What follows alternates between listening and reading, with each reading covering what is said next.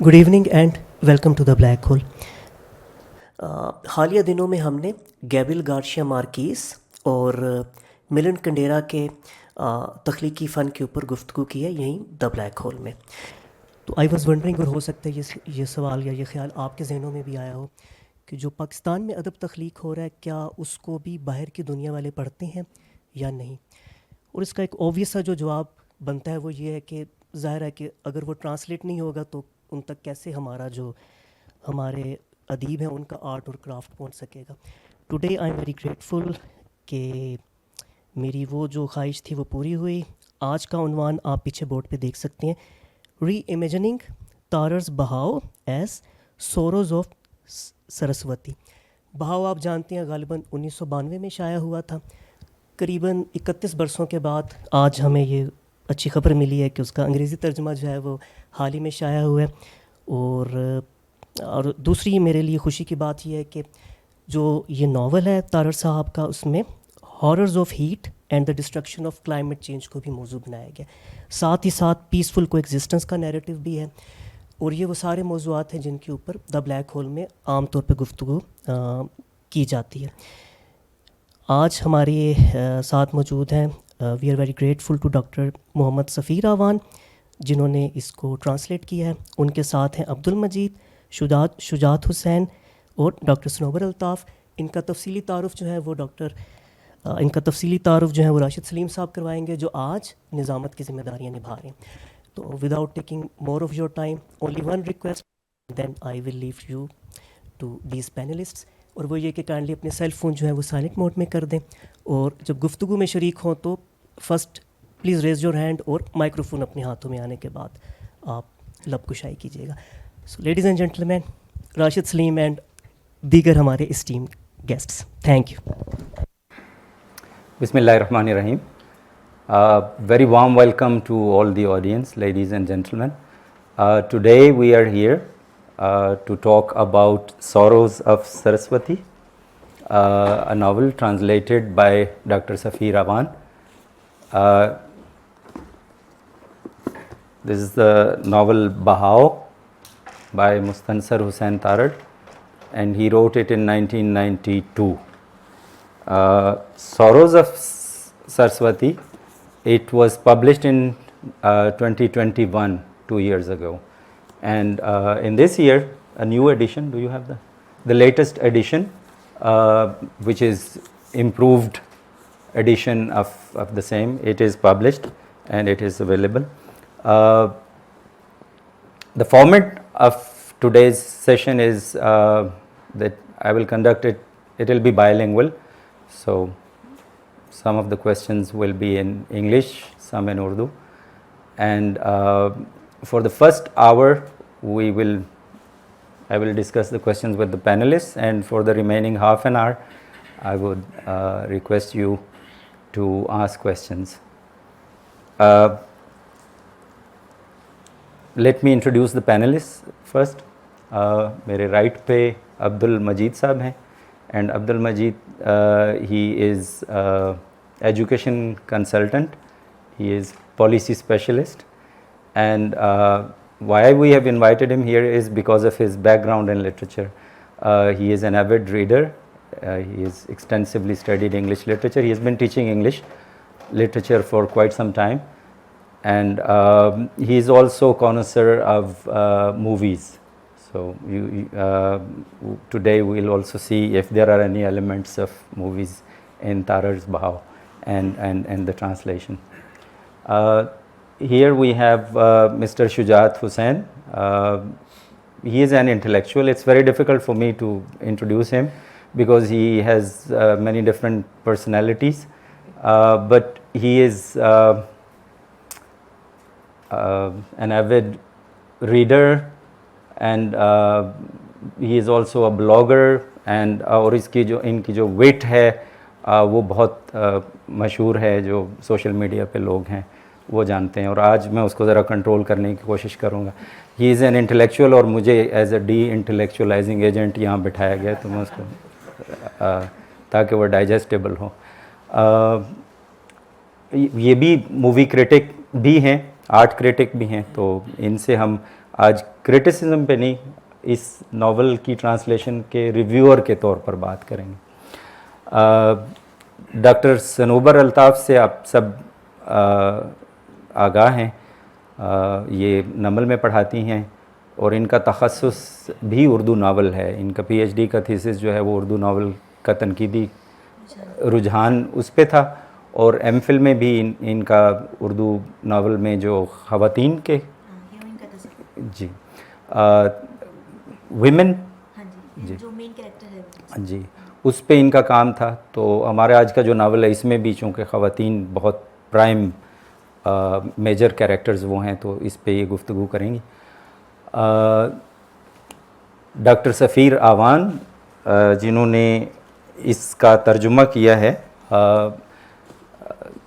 سلیم خان صاحب کے ساتھ مل کے, یہ دو ٹرانسلیٹرز ہیں, اور اس میں سے لیڈ ٹرانسلیٹر اگر میں کہوں تو ڈاکٹر سفیر اوان ہیں, اور ان کے علاوہ ڈاکٹر سلیم خان بھی ہیں جنہوں نے ان کا ساتھ ہاتھ بٹایا. So doctor Safir Awan he is dean faculty of art and humanities, national university of modern languages. He is, apart from being a translator, he is also a very good poet, a critic, and a researcher. I think many students from Nammal and other universities like Islamic University, they got their PhD degree under his supervision. So his contribution in the academia is, I think, quite huge. Now I'll begin. I don't know how many of you have actually read the Urdu novel Bahao, so I think it's okay. I don't want anyone to be left outside, so I would like doctor Sanobar کہ وہ مختصر سا تعارف بہاؤ کا کروا دیں کہ یہ بہاؤ کس قسم کی کہانی ہے اور اس کا اردو ادب میں کیا مقام ہے اور آپ کی اس پہ ذاتی رائے کیا ہے. تو یہ ذرا مختصر الفاظ میں اگر یہاں سے ہم آغاز کر لیں تو پھر ہم آگے بڑھتے ہیں. اچھا، ناول کی کہانی سنانا جو ہے وہ انتہائی مشکل ہے، بلکہ میں سمجھتی ہوں کہ ناول کی کہانی جو ہے وہ سنائی جا ہی نہیں سکتی، کیونکہ ہر ناول میں اتنے اسپیکٹس ہوتے ہیں، اتنے پہلو ہوتے ہیں کہ آپ ہر پہلو کا احاطہ جو ہے وہ کر نہیں سکتے. اسی طرح جتنے بھی بڑے ناول ہیں ان کے ساتھ ان کی کہانی سنانے کے ساتھ یہ مسئلہ رہا ہے. تو میں کوشش کروں گی کہ بہاؤ کا جو بنیادی موضوع ہے یا بنیادی جو نقطہ ہے وہ آپ تک کنوے ہو جائے. باقی اگر آپ اس کو پوری طرح سے جاننا چاہتے ہیں، خود اس کو ایکسپیرینس کرنا چاہتے ہیں، تو یہ آپ کو لازمی طور پر پڑھنا پڑے گا. بہاؤ جو ہے وہ دریائے سرسوتی کے کنارے ایک بستی ہے.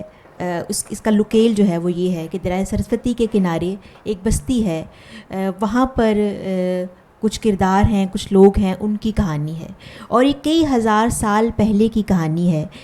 یہ زرعی دور ہے، مادرسری نظام کا دور ہے، اور ان تمام لوگوں کی جو زندگی ہے وہ اس پانی پر جس کنارے میں وہ بستے ہیں، دریائے سرسوتی کے کنارے، وہاں پر اس پانی کی وجہ سے وہ زندہ ہیں. اب اس میں جو میجر کردار ہیں، وہ ایک میجر کردار جو ہے ایک عورت کا ہے، اس کا نام پاروشنی ہے. جیسے کہ میں نے آپ کو بتایا کہ وہ کیونکہ مادرسری نظام ہے تو انہوں نے بڑا ہی تارڑ صاحب نے ایک بہت ہی مضبوط اور بڑا ہی جاندار کردار بنایا ہے. تو پاروشنی دراصل جو ہے وہ اس کا بنیادی کردار ہے. نہ صرف وہ ہیروئن ہے بلکہ ایک بڑی ہی دانشور خاتون ہے جو زندگی کے ہر پہلو سے جو ہے وہ اپنا ایک خیال رکھتی ہے، اپنا ایک ذہن رکھتی ہے. اب جو پاروشنی ہے اس کے دو محبوب ہیں، ایک ورچن ہے اور ایک سمرو ہے. یعنی کہ اس کے اس کہانی کے اگر میں کہوں کہ دو ہیرو ہیں تو ایک ورچن ہے اور ایک سمرو ہے، اور وہ دونوں سے محبت کرتی ہے، اور کہانی کے آخر سے تھوڑے پہلے تک جو ہے وہ کنفیوز رہتی ہے کہ وہ کس سے زیادہ محبت کرتی ہے. اب کہانی کا جو وہ شروع یہ ہوتا ہے کہ آہستہ آہستہ جو ہے وہ پانی خشک ہوتا جا رہا ہے، اور ظاہر ہے کیونکہ ان سب کی زندگی کا دار و مدار اس پانی پر ہے، بڑے پانیوں کی آمد پر ہے. وہ یہی کہتے ہیں کہ بڑے پانی آتے ہیں، جب برف میلٹ ہوتی ہے، پگھلتی ہے، تو پانی جو ہے وہ ان کے کھیتوں کو سیراب کرتا ہے، ان کے کنوؤں میں پانی آتا ہے.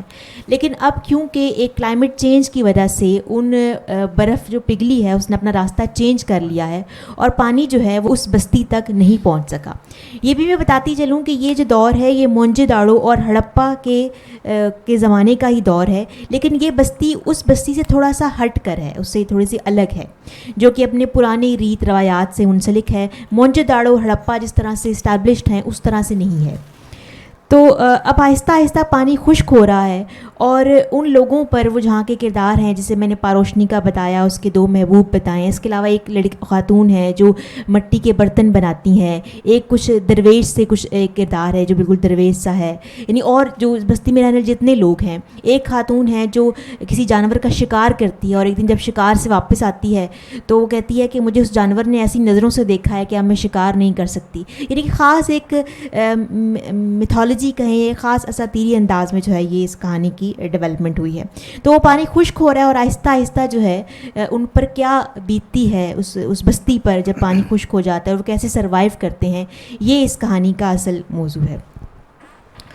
اچھا، اب جیسے کہ راشد سلیم صاحب نے کہا کہ اس کی بنیادی جو خصوصیات ہیں اردو میں، ایک تو سب سے پہلی ظاہر ہے ہمارے جو پینلسٹ ہیں وہ ترجمے کے حوالے سے بھی بتائیں گے، اور بھی بات ہوگی، وہ اس کی زبان کے حوالے سے ہے. جیسے کہ میں نے آپ کو بتایا کہ کئی ہزار سال پہلے ہمیں تارڑ لے جاتے ہیں، اور کئی ہزار سال پہلے کی زندگی پر یہ لکھا ہوا ناول ہے، تو ظاہر ہے اس کی زبان جو ہے وہ آج کی نہیں ہو سکتی تھی. تو تارڑ صاحب کا خود بھی یہ کہنا ہے، مستنصر حسین تارڑ صاحب کا، کہ انہیں ناول لکھنے میں اتنا وقت نہیں لگا جتنا کہ انہیں اس کی زبان پر ریسرچ کرنے میں لگا. اور انہوں نے 2 لوگوں کے نام لیے ہیں جن کے ساتھ انہوں نے کنسلٹ کیا زبان کے حوالے سے. ایک علی عباس جلال پوری صاحب ہیں، اور ایک فرید کوٹی صاحب ہیں، جن کے ساتھ انہوں نے مشورے کیے زبان کے حوالے سے کہ زبان کیا ہونی چاہیے. اس کے علاوہ وہ یہ بھی کہتے ہیں کہ کچھ عرصے بعد ان کو برکلے کا ایک تھیسس ملا زبان کے حوالے سے، جس کو پڑھنے کے بعد انہیں پتہ چلا کہ جو دراوڑی جو زبان ہے وہ تامل اور براہوی سے قریب تھی. تو ان کو آئیڈیا ہوا یہاں سے کہ اس کا مطلب یہ ہے کہ جو زبان ہے وہ پنجابی، ہندی اور اردو سے کچھ مکس سی زبان ہوگی. تو انہوں نے ان تینوں چیزوں سے مکس کر کے ایک زبان کو جو ہے وہ کریٹ کیا اور اس میں استعمال کیا. اور یہ کہیں پر بھی نہیں لگتا کہ یہ زبان جو ہے وہ زمانے کی نہیں ہے یا وہ اتنی قدیم نہیں ہے. کچھ خاص لفظ ہیں جو بہت ہی خوبصورتی سے استعمال کیے گئے ہیں. یعنی کہ زبان کے حوالے سے اگر میں اس کو اس طرح سے دیکھوں کہ ظاہر ہے ایک ناول میں جو ہے زبان کا زبان بھی ایک کردار ہی ادا کر رہی ہوتی ہے ایک ناول کی کہانی بننے میں. تو زبان نے یہاں پر ایک خاص کردار ادا کیا ہے. اس کے ساتھ ساتھ اگر یہاں پر کوئی اردو کے لوگ بیٹھے ہیں، اگر نہیں بھی بیٹھے تو لٹریچر کے لوگ بھی بیٹھے ہیں، تو ان کو پتہ ہی ہوتا ہے کہ ہمارے ہاں زبان کا بڑا جھگڑا ہے. جیسے کہ اب دیکھیں کہ تارڑ نے کئی ہزار سال پہلے کی زبان لکھی، تو اس زبان میں کہیں پر بھی کوئی عربی فارسی کا لفظ نہیں ہے. ہندی کے لفظ ہیں، دراوڑی کے لفظ ہیں، اس طرح کے لفظ ہیں. تو وہ جو ہمارے جھگڑے ہیں درمیان میں کہ کون سی زبان ہونی چاہیے، کون سے لفظ ہونے چاہیے، کون سے نہیں ہونے چاہیے، تو تارڑ نے اس ناول میں جو ہے اس زبان کے جھگڑے کو بھی حل کرنے کی کوشش کی ہے، یا کہیں نہ کہیں ہمارے اس حوالے سے کانسیپٹ کلیئر کرنے کی کوشش کی ہے. تو ایک تو یہ اس کی خاص بات ہے. تو باقی ہم آگے جب بات چلے گی تو پھر ہم کرتے ہیں. Was, I think, quite an executive summary. One thing that you must have realized is that it was quite a difficult task even for Tarar to write Bahao. So my first question is to Dr. Safeer Awan. Why did you take up this challenge, and why, when you decide to translate, why did you choose this novel? What inspired you to translate it? Yes, it's a very pertinent question, and I would like to respond to it. Actually, I was introduced to the novel by Shujaat in early 2000. In fact, I didn't know Tarar much because I always thought that he is a kind of popular fiction writer of travelogues only. But when I read that novel in so many years back, I was instantly hooked by its narrative, but particularly its language. But then in our other businesses of life, I forgot that. When in 2010 his novel Khasu Khashak Zamane was published, it's a very long novel, more than 750 pages. I read that novel cover to cover, and then I wrote a critical review of that book, and it was quite a long review, extending up to 15 pages, and it was published also in one. Somebody sent that review to Tarar, and because it was a kind of first take on his work from a Western epistemological perspective, therefore he contacted me and he praised me about my critical intervention in his creative work. And then after I think a few months, he sent my name to the Pakistan Academy of Letters that his novel Bahao should be translated, and if there is one person who is suitable according to his judgment to translate that novel, he proposed my name. So they gave me a contract, Pakistan Academy of Letters, and I started translating that. But because of my, people who know me closely, they know that even if I have the ability to translate, I don't have the time to do that kind of creative work. So I requested my very good student, Saleem Khan, to join me in that project, and then the pace of work, started picking up. And then we finished it. It was published by the Academy. Just this year, few months back, this was again, it's revised and updated, and much improved version, you can say, is published by Sange Meel Publications, Lahore. Why I took up this difficult job? There are a number of reasons. The first one, of course, is my realization after reading his second novel, that is Khasu Khashak Zamane, and later on I read his Kurbat-e Marg Mein Muhabbat and Dakiya and Jolaha and Parinde and all of those novels, which I consider his serious fiction that can easily have global appeal for international audience also, if they are available in international translations. I always wondered that why, for example, people like Garcia Marquez and Paulo Coelho and these Turkish writers also, they have become a global cultural phenomena, and why our writers are not. It is the main reason is that our writers are not translated properly in proper language which appeals to the sensibilities of international audience. So keeping in view this kind of national aim, you can say that our cultural texts should also be translated and made available to the English speaking world, क्योंकि English speaking world ही है जिसके हाथ में ताकत है, जो awards देते हैं, जो नोबेल प्राइजेस नॉमिनेट करते हैं और इशू करते हैं, और बुकर प्राइजेस हैं, और and so many other things which can put a nation on the cultural map of the world so very easily. And the political economy is also involved when translations are done. When a writer is published in translations, not only the writer is projected, but also I believe that so many writers who like for example J.K. Rowling, her work has been available in so many languages, and she has earned so much, and all his earnings are now in her own country. So there's political economy also involved, but perhaps more than that, it was this cultural thing to put Pakistan and Pakistani writings available in our national languages, our local and regional languages. That was predominantly in my mind, that those texts should be put there, and then Pakistan should also be placed on the international cultural map. Thank you. Okay, so it was a national cause, and also to appreciate Tarar's work and to introduce his work to the global audience. I think Bahao was, it was Shujat who suggested that I should also read it. So, yeah. So I would like to ask Shujat, why did you like this novel Bahao so much, and when you read the translation, did you feel as much fascinated as when you read Bahao for the first time? So what's your take on the novel Bahao as well as the translation?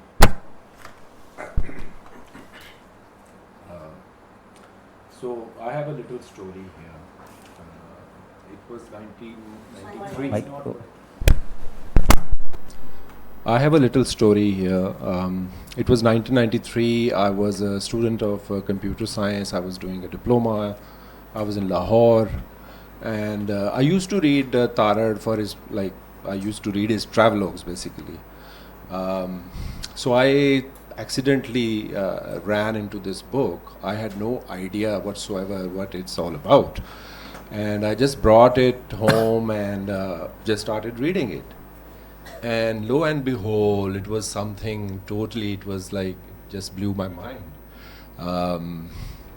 I hadn't read anything, I would say. I had read Urdu, I mean, some great works of Urdu literature, but I hadn't read anything like that before in Urdu literature, because it had this transporting quality. It transported me to around 4,000 to 5,000 years back. The same area where we live, subcontinent, South Asia, whatever you call it, India, Pakistan. And so it had this defamiliarization quality that, like, of course, I came to know about this term later on, but I'm just giving the reasons why I loved it so much. Because I read it in one night, and it worked like a trance on me. I went into a reverie. And in the morning, I didn't feel like coming back to the world again, because I just felt that I have lived a life already. I have completed something, and it's perfect in its own way. So that's the reason. I remember the language, as she has mentioned, as Dr. Snobar has mentioned. It was a struggle. But as a Punjabi, as someone who learnt Urdu from books, I could make out something. It worked. It just cast a spell on me. And I don't know. I kept looking for, I mean, the same kind of stuff in other books. And later I found, of course, in English literature, I found such writers who take you to other times, to other places, where you see the world in a totally different way. You start looking at things, ordinary things. Of course, a great writer can do it with, like, current times too. The banality of life, he can transport you, even talking about our contemporary times. But Tarar did it with this novel, and I recommended this novel to a lot of people, because I have a long career of teaching English literature. But I used to, I mean, one Urdu novel that I would always recommend was this novel, Bahao. And the reason was that for me it personally appealed to me, because it was, as she has mentioned already, it was instead of patriarchy, it was matriarchy. The protagonist was a woman. I had to, and because he employs so many techniques there, it is a tough read. It's not easy. But I think one job that the translation has done, it has made it accessible to English-speaking people, English-reading people, and that's, I think, a great contribution. So you felt transported and taken away. Did you feel the same when you read the so I translation? recently I've read it again. This time I've read the translation, and of course, because now, I mean, those words that the words of Bravi or Tamil or even Punjabi words, we may be Punjabi speakers, but we are not proficient in literary Punjabi. So I could, of course, it was easy for me, and of course we will talk in detail how it is different from the original. I think that should come later. Okay. My next question is to Mr. Abdul Majid. Why do you think it's still relevant to talk about a novel that was published in 1992? And was there a need to be for it to be translated into English? I think the key word is already there. It's a reimagining. Actually, it's not just telling the same story. Actually, it's revisiting it and finding new meanings. And I'm not sure if when Tarar wrote, he knew that the climate change and the global weather systems will go through the current challenge that the world face.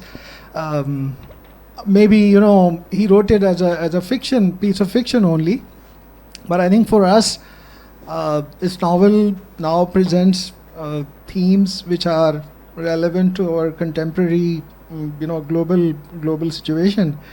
And each time a piece of work like Bahao is read even by a reader, I think there are always going to be new meanings found. And the same happened with me when actually as Dr. Snobar was saying, that the language itself plays almost like a character. And the beauty of this novel is the language itself, because Tarar, when he wrote, he says that he wrote a few pages, few chapters maybe, and then he read them, and then he said to himself, "This is not going to work." And then he said that I was writing it in a current contemporary language, and this was a story thousands of years back in time. So he thought that the language should be different as well. So for me as a reader, the whole experience, there are multiple layers of experience a reader goes through, and I personally was comparing the original work with translation all the time when I was actually reading it. And when I read the translation at that time, I also had the original version open right in front of me just to make comparison and find interesting plays on words. And so that made it fun. Otherwise this is quite an intimidating actually task, because I think we all have kind of agreed on this, that this is a demanding reading, and it's not easy reading. It's a heavy reading, but that is also actually the fun part, that you when you are reading, you actually visualizing, and you're actually hearing some of those sounds, and I personally actually love to have the graphical and the auditory sort of cinematic. I read a novel in my mind as a mental film, and I enjoyed that part because it gave me multiple comparisons with the modern cinema, and it's quite rich in that. We will come back to that actually. Sure. That question I have noted down already. But as a challenge, language as a challenge, I remember in the beginning Dr. Safeer also tried to engage me with this project, and I simply refused because I thought it was too difficult to translate it even into Urdu. I said it's not even written in Urdu. I don't understand the language. How can you translate it into English? But I think Dr. Safeer and Dr. Saleem, both of them, they deserve an applause, because it was I think it's quite remarkable. When I read it, I regretted not being part of it, and now I realize it was possible. You made it possible actually. Anyway, my next question to Dr. Safeer is, you translated it as Sorrows of Sarasvati. Did it shift the focus of the novel? As a translator, it's very difficult to keep the balance between being faithful and keeping it close to the original, but also keeping it as impressive as the original is. So say something about the title. Yeah, I mean, usually, perhaps throughout the world, but particularly in a country like Pakistan, where reading culture is not very entrenched in our, common everyday life. I mean, telling people the difficulty and the challenges of a translator's job, that itself is difficult. Because people cannot imagine that translation is also a creative work. Translation is not, transferring the words of one language into another, but it's kind of transforming them into a new narrative, because a work which is contained in one container, you have to shift into altogether in a different container, and that container is made up of a different material, a different cultural, kind of burden and all that, which is in English. And English is incapable in many ways of, containing that cultural heritage that we find in the original. Because Urdu has, the writers who write in Urdu, they have a long cultural history, physical, geographical history, political history to rely on and to derive their inspiration from. People who write in English, our own writers, for example, so many are now around now, why we don't find that kind of depth in their writing? Why they feel shallow when we read their sentences or their stories?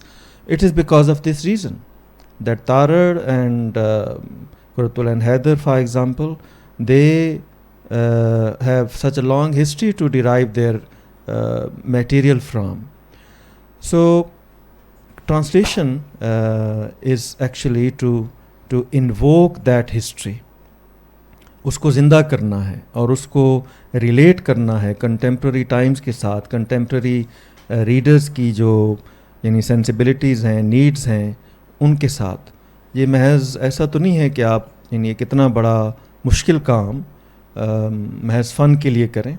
इसके पीछे यानी M यही है कि number one, उस जो lost history है उसको ताज़ा किया जाए और उसमें अपनी कल्चरल रूट्स तलाश की जाएं. यानी हमारा सबसे बड़ा मसला क्या है, ये मैंने अपने इंट्रोडक्शन में लिखा भी है, आप पढ़िएगा. That our perhaps one of our, I don't say the biggest, one of our main problems as a nation is that we start our history from 1947 and we have given all the history that we created in this region, and the people who belonged, racially even to people who exist in this region, and they created that history and we whitewashed that, we deleted that history. So what Tarar has done, he has invoked and revived that lost history. और उसका सबसे बड़ा ज़रिया क्या है, वो सिर्फ story नहीं है. स्टोरी तो देखें दर्जा ही बाकी नहीं रहा, तो स्टोरी के साथ तो रेलेवेंस शायद उस तरह ना बने. सरस्वती जिसको, वो तो सरस्वती नहीं कहता, वो तो घाघरा कहता है, वो तो हाकड़ा कहते हैं चुलिस्तान में इसको. तो लेकिन जो चीज़ बाकी रह गई है वो ज़ुबान है, कि तारड़ ने इसीलिए ज़ुबान को एक लिविंग कैरेक्टर बना के और ये बताया है कि हम जो अपने कल्चरल रूट्स को आफ्टर 1947 तलाश कर रहे हैं, हम गलत हैं. वो हमारी पॉलिटिकल हिस्ट्री हो सकती है, वो हमारी एक एज अ नेशन पाकिस्तान हमारी हिस्ट्री हो सकती है, लेकिन हमारी कल्चरल हिस्ट्री इससे ज़्यादा गहरी और बहुत पीछे और बहुत लंबी है, और वो हमारी ज़ुबानों में आज भी मौजूद है. ये जो अभी हमारे दोस्त बात कर रहे थे कि पंजाबी होने के नाते से ये फ़ायदा हुआ कि जो अल्फाज उन्होंने इंटरस्पर्स किए हैं अपने नैरेटिव में, वो सारे के सारे अल्फाज मेरी अपनी ज़ुबान में मौजूद हैं. मेरा ताल्लुक़ मियांवाली के गांव से है, तो वो सारे अल्फाज उसी तरह किसी यानी इवन प्रोनाउंसिएशन के मामूली से फ़र्क के बग़ैर वो अल्फाज, चाहे वो इंसानों के नाम हैं, चाहे वो जानवरों के नाम हैं, پرندوں کے, پھولوں کے, اور جو ہل چلانے کا سامان ہے, ساری چیزیں اسی طرح موجود ہیں. سو ایک وہ جو ایفیلیشن تھی نا, that is actually that hooked me in first of all the language. اور پھر یعنی جب آپ یہ اس کو اس طرح آپ یعنی اس کو ٹرانسفارم کرتے ہیں ایک دوسری زبان میں, تو مقصد یہ ہے کہ ان کو بتایا جائے یا ان کو دکھایا جائے انٹرنیشنل آڈینس کو کہ سٹوریز تو ہمارے پاس ہیں, ہسٹری اور اتنی لمبی ہزاروں سال کی تاریخ تو ہمارے پاس ہے. یعنی جو وہ لکھ رہے ہیں اور جن کو وہ انعام دے رہے ہیں, I don't want to of course dismiss them as nothing, but believe me, the depth of culture and the magic of the stories that we have in our history and our culture, that has no match, and we need to work on translations. مجھ جیسا ایکیڈیمک جو ڈین اور اس طرح کی ذمہ داریاں اور directors اور اس طرح کی پوری کرتا رہا ہے زندگی میں, اس نے بڑی مشکل سے یہ پروجیکٹ کمپلیٹ کیا ہے کئی سالوں کے بعد. تو اب دوسرے گروپ میں راکھ پہ کام کر رہا ہوں, لیکن مجھے لگتا نہیں ہے کہ وہ ریٹائرمنٹ سے پہلے میں کر سکوں گا. تو آپ جیسے جو آج بات سن رہے ہیں, چاہے ورچولی سن رہے ہیں یا فزیکل بیٹھ کے یہاں سن رہے ہیں, وہ اس سے انسپائر ہو کے اور یہ پروجیکٹس کریں اس طرح کے, اپنے رائٹرز کو اور اپنے کلچر کو گلوبلائز کریں. It has many benefits. جی, آپ نے بہت عمدہ بات کی, اور میں چاہوں گا کہ اس پہ ڈاکٹر سنوبر بھی تھوڑی سی روشنی ڈالیں کہ اردو میں جو اور ناول تاریخی اور جو پری ہسٹورک ناول جو لکھے گئے ہیں, ان میں بہاؤ کو آپ کہاں پہ رکھتی ہیں؟ اچھا, کچھ پہ تو ڈاکٹر سفیر صاحب نے بات کی کہ ہم جو ہیں تاریخ کو 1947 کے بعد لیتے ہیں, لیکن اردو میں جو تاریخی ناول لکھے گئے ہیں وہ اگر اس سے پہلے یعنی کہ 1947 سے پہلے بھی لکھے گئے ہیں تو زیادہ تر وہ پھر مسلم نیشنلزم کے حوالے سے لکھے گئے ہیں. جیسے وہ شروع کرتے ہیں جب محمد بن قاسم کی آمد ہوئی ہے تو وہاں اس دور سے, جیسے ہمارے پاس کچھ نام ہیں, جیسے کہ سب سے پہلا جو نام ہے تاریخی ناول نگاری میں وہ عبدالحلیم شرر کا ہے. پھر قاضی عبدالستار ہیں, انہوں نے دارا شکوہ پر ایک ناول لکھا, غالب پر ایک ناول لکھا. پھر جمیلہ ہاشمی ہیں, انہوں نے لکھا. تو یہ ایسے ہیں جنہوں نے پری ہسٹوری تو نہیں لیکن ہسٹری سے کے آگے سے کچھ محمد بن قاسم کی آمد کے بعد سے جو ہے کچھ چیزوں کو چوز کیا اور ان پر لکھا ہے.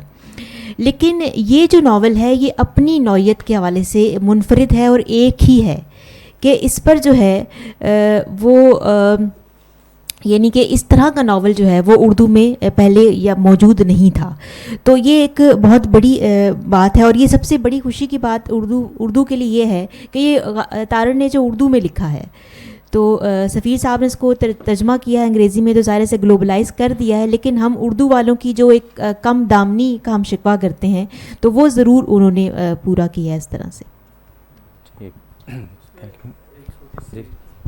یعنی میں چاہتا ہوں کہ وہ صرف ہماری باتوں سے آڈینس بور نہ ہو, تھوڑا سا انہیں میں ایک ٹیسٹ دینا چاہ رہا ہوں یعنی ٹرانسلیشن کا. مثلاً میرے لیے ابھی بھی فیوریٹ بہاؤ ہی ہے, سرسوتی نہیں ہے. گو کہ یہ یعنی میرا اور سلیم خان کا دماغی ذہنی بچہ ہے sorrows of Saraswati, but still I like it this more. مثلاً آپ سنیے جو ان کا ایپیگراف ہے ناول کا, یہ غالباً گیتا سے ہے جو انہوں نے ڈیرائیو کیا ہے. سرسوتی جو بڑے پانیوں کی ماں ہے اور 7ویں ندی ہے, اس کے پانی آتے ہیں شاندار اور بلند آواز میں چنگھاڑتے ہوئے. اب اس کو ہم نے ٹرانسفر یا ٹرانسفارم یا کریٹیو جو ری امیجنیشن ہے, Saraswati the seventh stream, the mother of mighty torrents that flows and floods and roars and thunders with splendor. تو یعنی جو پوئٹک ٹچ اوریجنل میں ہے وہ ہم نے اس کو اوریجنل اس میں ٹرانسلیشن میں بھی دینے کی کوشش کی ہے. جب یہ یعنی پچھلے سال اس کی بک لانچنگ ہوئی کراچی میں انٹرنیشنل اردو کانفرنس میں, تو وہاں پہ HM نقوی نے اس پہ بات کی اور انہوں نے ان کو غالباً اردو کا اتنا وہ نہیں تھا لیکن انگریزی سے وہ زیادہ متاثر نظر آئے, چونکہ وہ خود انگریزی کے ناول نگار ہیں. تو میں چاہوں گا کہ آپ سے صرف 2-3 لائنیں سنیے اردو میں اور انگریزی میں, اور پھر آپ کو دونوں کا لطف یعنی الگ الگ آئے گا. جیسے یعنی آپ برفی کے بعد گلاب جامن کھائیں تو دونوں کے ٹیسٹ الگ الگ آتے ہیں. اس کے سفید پروں تلے ریت تھی. اب یہ نہیں پتا کہ یہ کس کے پر ہیں, یعنی واقعی پرندہ ہے یا کچھ اور چیز ہے. اس کے سفید پروں تلے ریت تھی, لیکن جو میری ٹرانسلیشن ہے ہماری, A sea of sand stretched far below his white wings. اور اس کو ہم نے یعنی ایک لیونگ کیریکٹر کے طور پہ لیا ہے پرندے کو, اور ہر جگہ ہم نے اس کو ہز لکھا ہے, کچھ اور نہیں.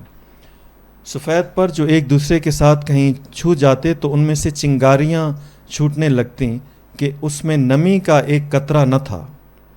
His white wings, devoid of any sap of life, were emitting sparks of fire as he flapped them under the scorching sun. تو اس طرح کی ہیں. اس کا جو آخری پیراگراف ہے وہ پھر آخر پہ ہی پڑھ کے اس کا تھوڑا سا مزہ لیں گے. فی الحال ہم آگے بڑھتے ہیں. جی میں اس I think I continue from here. Earlier on Abdul Majeed was talking about the cinematographic description which I think is abundant in this novel. یہ آغاز پرندے سے ہوتا ہے, اور so how do you relate it with it's all your cinematic images and sounds. Actually Tarar has played very smartly, and of course he had to create this world and present to the reader. And of course we are here mainly to discuss the translation and the various versions, so it will have different flavor, for each. Maybe the new edition will have something to add to it. And I was actually also trying to notice some smart play on words with especially comparing with translation, and couple of sentences actually got my attention. One, for example, Masa, the character, Maman Masa, and he's old, quite old, and so his description in one of the Urdu sentences, ماسا کا بے دانت چہرہ تھا جو پوپلا ہو کر ہنستا تھا. اب میں یہ لفظ پوپلا جو تھا, یہ میں I was very keen to see کہ یہ آپ نے اس کے ساتھ انگریزی میں کیا کیا. تو آپ نے اس کو کیا کہ sibilant laughter that was Masa's toothless mouth. ٹھیک ہے, لیکن پوپلا کا مزہ نہیں آیا. ہاں, تو حالانکہ اس میں بے دانت بھی ہے اردو میں, تو لیکن یہ ہے کہ دیکھیں اب یہ ہو نہیں سکتا. دس از کوائٹ امپاسبل کہ آپ وہ فیل اور فلیور اردو سے انگریزی میں شفٹ کریں. یہ میرا خیال ہے کہ یہ ریڈر کا بھی چیلنج ایک ہے کہ اگر اردو کا جو اوریجنل ورژن ہے اس کو میں جو پیدا ہوا ہے پاکستان میں اور بچپن سے اردو پڑھی اور لکھی اور بولی, تو میرے لیے بھی ایک چیلنج تھا. تو and I was keen to notice some of the subtleties of this challenge, how you handle it. ہم سب جو ہیں پاکستان میں رہنے والے جو ہیں, اسپیشلی ملٹا ایتھنک جن کی اپبرنگنگ ہے, جیسے آپ سب پنجاب کا موسٹلی اوبیسلی, لیکن جیسے راشد اور میں ہمیں تھوڑا سا سندھ میں, ہم دیہات میں رہے تو سندھی, اور پھر میرا جو اوریجن ہے وہ پشتو. تو ہم یہ جو ڈائیورسٹی ہے اس کو ہم انٹیوٹیولی اور انٹرنسکلی ہینڈل کرتے ہیں, انجوائے کرتے ہیں, اپریشیٹ کرتے ہیں. لیکن انگریزی میں اتنے کمپلیکس کام کو ٹرانسلیٹ کر کے انگلش ریڈنگ آڈینسز کے لیے پریزنٹ کرنا, that is obviously quite a challenge. تو again I admire your hard work. جو راشد کا کوشچن ہے کہ سنیمیٹک, تو obviously میں کسی بھی ریڈنگ کو جب لیتا ہوں تو اس میں جو جس طرح یہ بہاؤ کی جو خوبصورتی تھی, وہ اس کی جو امیجری تھی, یا جو اس کی جو ویژولس تھے جو آپ کو ایک مینٹل فلم کی طرح نظر آتے ہیں, اس کے ساتھ ساتھ جو ساؤنڈز ہیں وہ بھی بہت پاورفلی تارڑ نے پیش کیے. ایک تو مجھے جو زبان کا لگا کہ جس پر محنت کی تارڑ نے, وہ مجھے اس نے ریمائنڈ کیا جو میل گبسن نے کام کیا اپوکلپٹو پر, جس میں اس نے پوری فلم کو ماین سویلائزیشن کے بیک ڈراپ میں جب لینا تھا تو اس نے اس کو ایز اے بیک ڈراپ صرف دکھایا نہیں بلکہ اس نے اس کو زبان کی جو طاقت ہے وہ اس کو بخشی.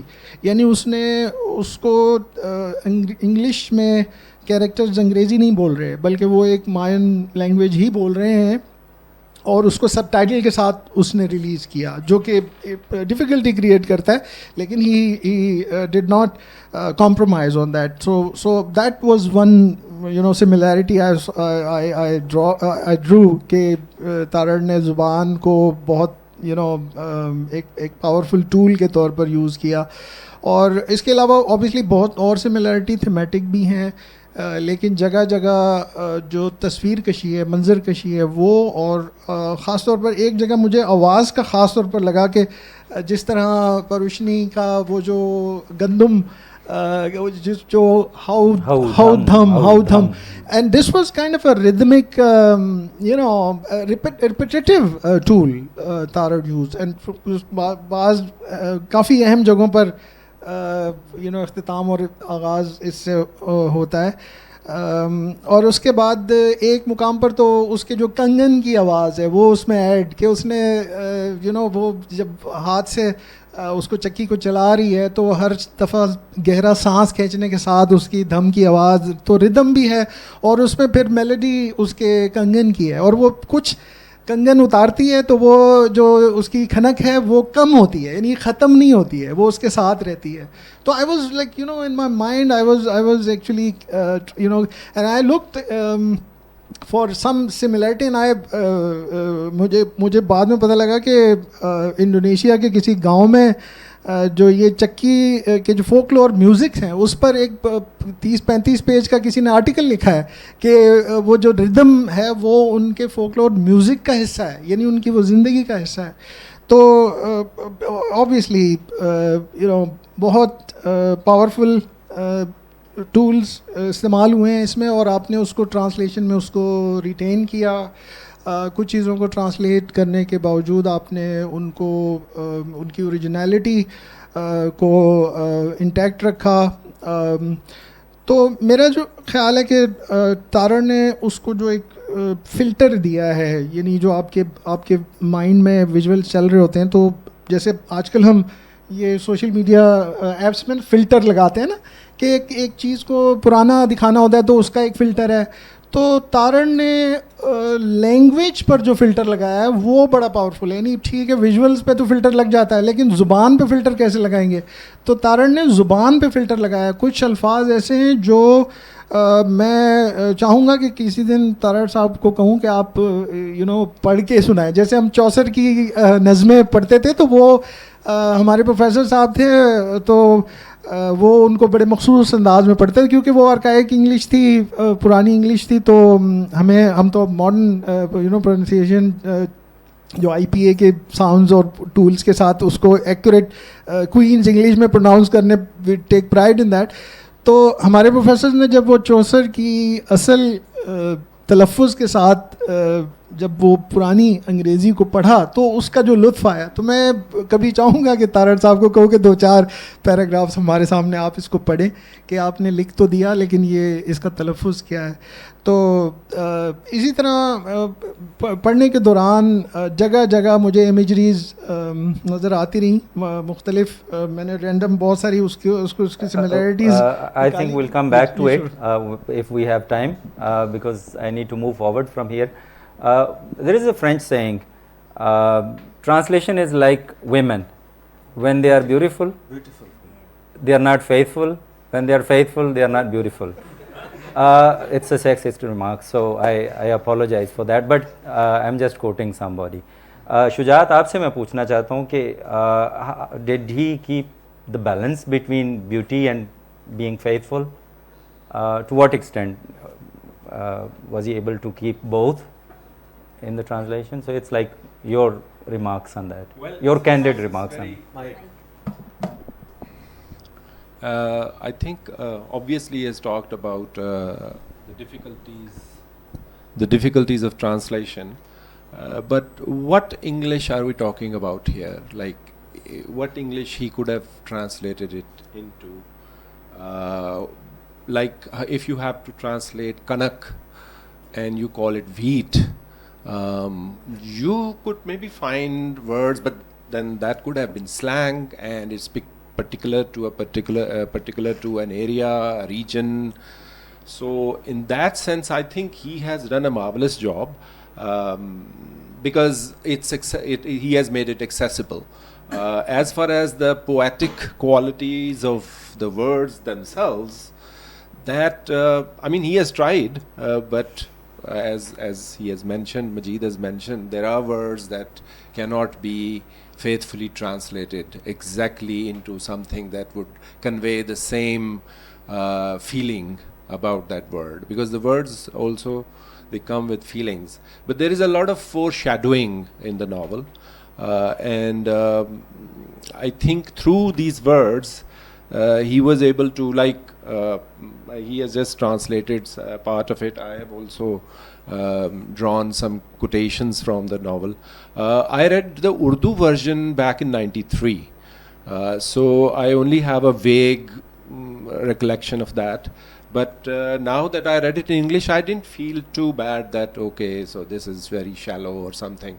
So this means that, I mean, I've concluded from this, I've inferred that it's as marvelous as the Urdu version is. But obviously, if you know Urdu, if you know Punjabi, and the novel is not in Urdu as such.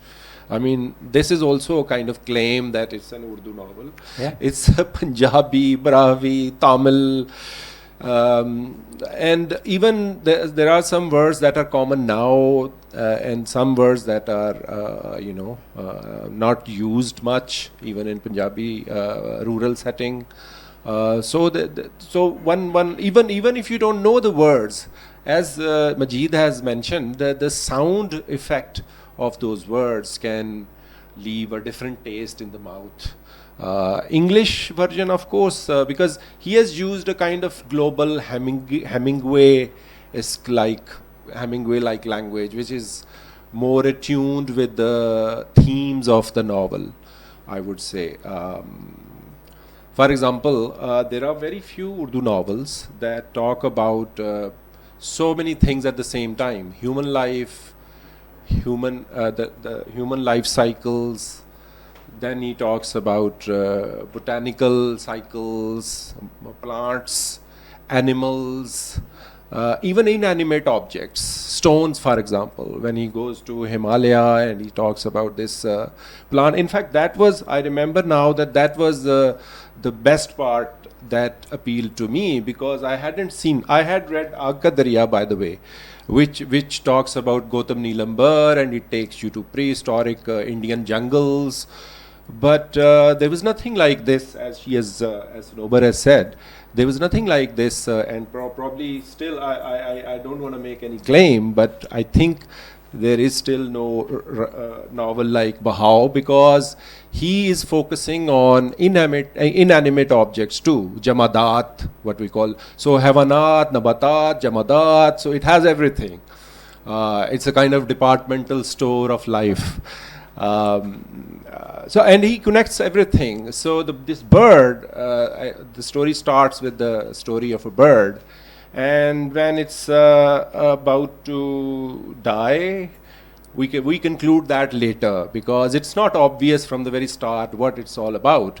But gradually the reader, kind of as an archaeologist, unearths the fact that the writer is talking about a bird. It's a bird flight, and the bird is probably going to die. And he sees this water, this mirage, and he's drawn towards that. And it's not water, actually. He's getting drawn to a heap of dead birds. And in those droplets, he sees other birds, the birds that are calling to him. And there I was reminded of Kohe-Nida. Those birds are calling him, "Aao, aao, main tumko bulata hoon." That voice that I had read somewhere, maybe it was because of the Dastan mode. It reminded me of the Arabian Nights. And so, Wahdatul Wujud. Everything is tied up with everything, and life is all about cycles. have I said too many things? Yeah, no, it's you're doing fine, but let me interrupt you here. Tarar was actually reimagining past. He was talking about pre-Harappan society. So he actually had to invent his own language. So that's what I said. I don't think it's written in Urdu. It's he invented a different language, and it was a difficult task translating it. We all know that Indus script hasn't been deciphered till today. So it's shrouded in mystery, and it's difficult to imagine such a past when you don't have any historical direct account of that.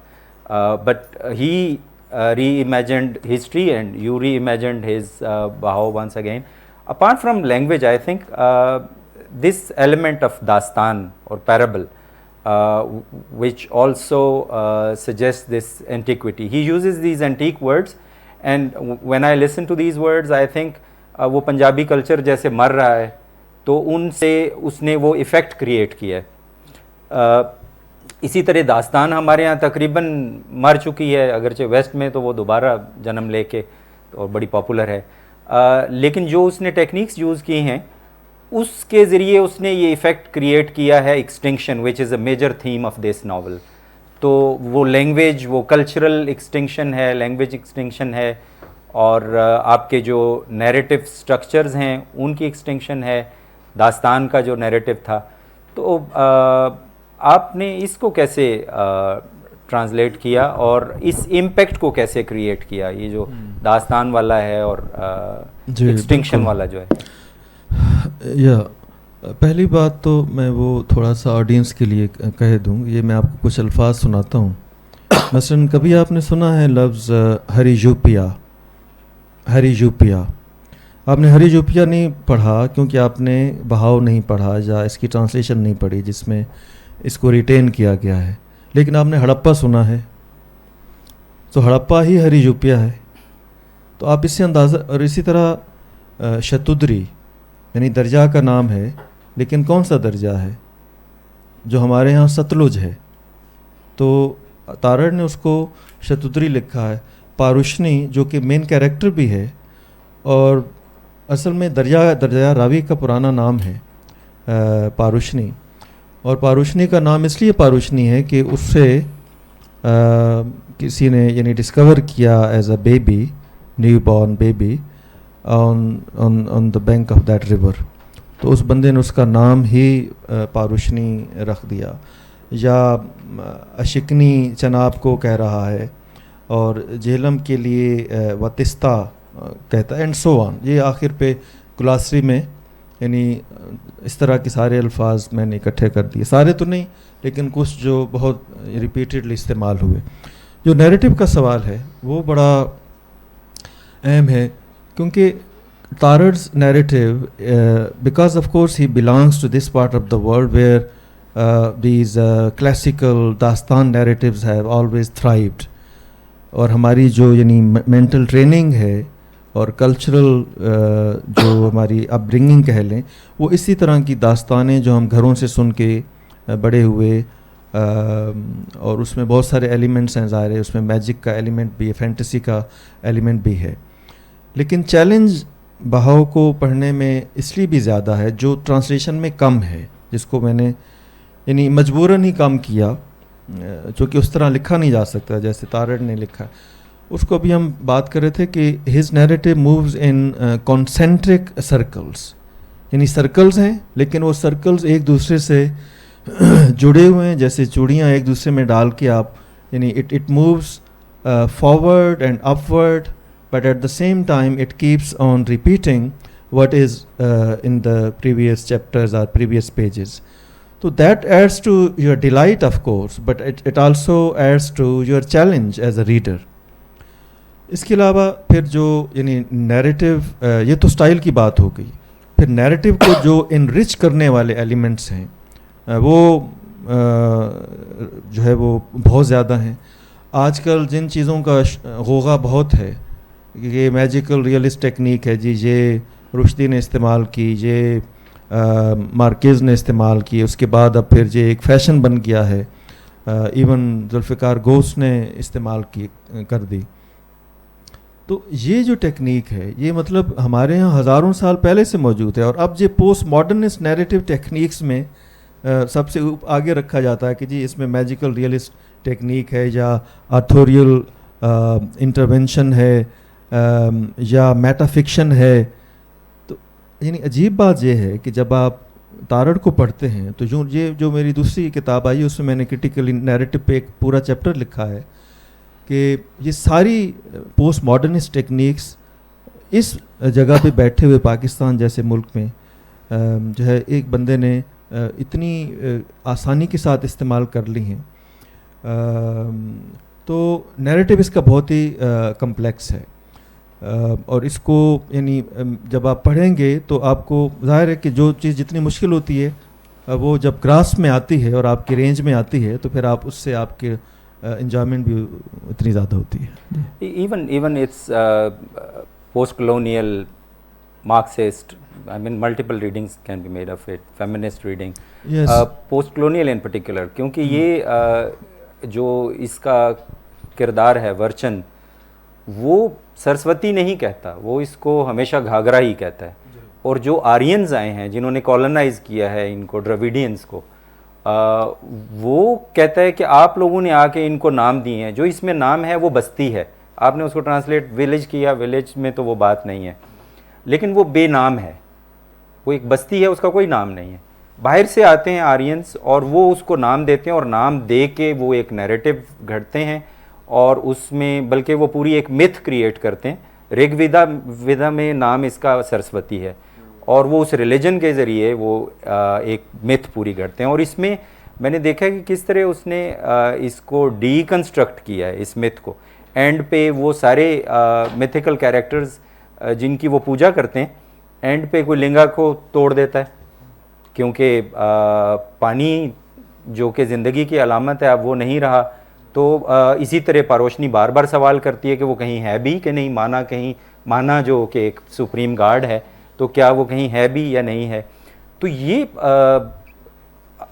As teacher of English literature these are modern themes, اور یہ new techniques جن کی ہم بات کرتے ہیں وہ سارے اس میں ملے, اور ان کو اوور کم کرنا I think it was quite a challenge. میں نے تو ہاتھ اس وقت ہی کھڑے کر دیے تھے. تو اب میں آخری سوال جو ہے وہ کروں گا, اور آپ اس کے بعد اگر کچھ ایڈ کرنا چاہیں تو ضرور ایڈ کریں, پھر میں ہاؤس اوپن کروں گا تاکہ باقی لوگ اس پہ سوال کر سکیں. وہ شجاعت سے ہے, اور میجیکل ریئلزم کے حوالے سے بات ہوئی, تو آپ کو اس میں وہ جو میجیکل ریئلزم والی فضا ٹرانسلیشن میں کیا کس حد تک کریٹ کر سکے, اور آپ اس پہ ذرا اگر روشنی ڈالیں.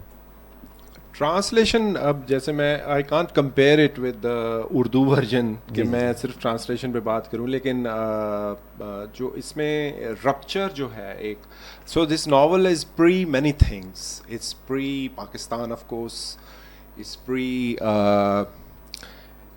Islamic identity, pre-Islam, pre-Islamic, is pre-Hindu also, because when we talk about Aryans, we used to read this in our history books that Aryans came 1700 years before Common Era, or maybe like you can say 2000 years or 3000 years before Common Era.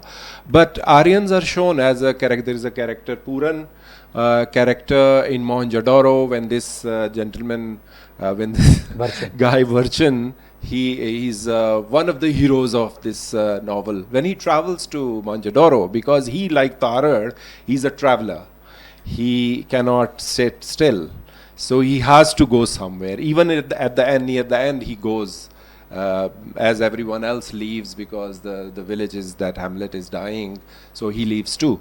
So his dialogues with Puran, who is an Aryan and who has an erect nose and who has a fairer complexion, these are, I mean, if you want to give it a post-colonial reading, I think you would first go there, where there is this dialogue between these two, and they talk about horse, they talk why we call it magic realist, I don't know. By the way, these names that Dr. Saab has mentioned, these names are mentioned in Rig Veda. So it's pre-Hindu, I say, because the river names they had their own river names. So Ghagra was Ghagra for them, it was Sarasvati for Hindus, because if we accept this history that Aryans later became Hindus, or Aryans brought the names of their gods and goddesses, and they gave local gods and goddesses their own names, they changed their names. So if we go with that theory, although this theory is not very popular these days with the rise of Hindutva and all. So this is pre-Hindu also. It connects you with an earlier past, earlier than even the arrival of Hindus or Aryans, let's say. I shouldn't probably be equating Aryans with Hindus, but well, if you come to, let's say, the holy scriptures of Hindus, the oldest one, Rig Veda, mentions these names of the rivers. Coming back to the original question now, magic realism. So what is then magic realism? What is the magic here? I would say that the whole thing is because he talks about the nitty-gritty of all these small things, but the magic that he creates with that description and the repetition and so many different techniques, like the stream of conscious technique, there is this foreshadowing everywhere. He repeats too much. At times people get annoyed with that, but this whole thing creates that magic. And the most of all, I mean, if we talk about this term in terms of postmodernism, then I would say the rupture in history, because everything stops there somehow, only to come into life again. And Dr. Saab, as in the second edition, what he has done, I think the most noticeable thing is the chapters. It's about the chapters, because he has given chapter names, and the names are beautiful. I would say that's perhaps one of the major contributions of the translator, because he came up with, he would give you that story himself. Shujat, I would like you to cite some of those chapter titles, just as a sample. So I have one of those here. This will just give you an example. So it was.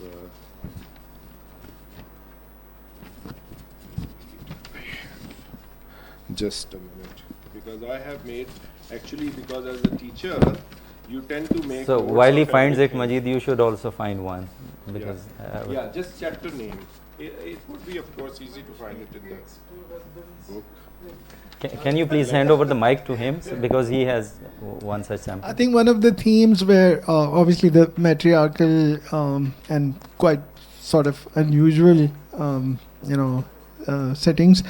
Parvashini takes two husbands. That was obviously got my attention, so and of course, as already the practice of polyandry and many other maybe practices which were okay at that time, and so obviously when you go through the story, there are concepts and ideas that you are trying to make sense of, and even if nothing makes sense, that is the purpose of the story, to take you to that alien and foreign lands, to give you a new sort of sensation and feeling.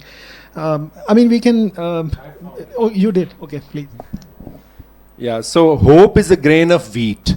So this is the name of the last chapter, and so there is foreshadowing in the novel, and then there is this kind of foreshadowing is introduced by the translator. So I find it very poetic. My next question is actually about the same.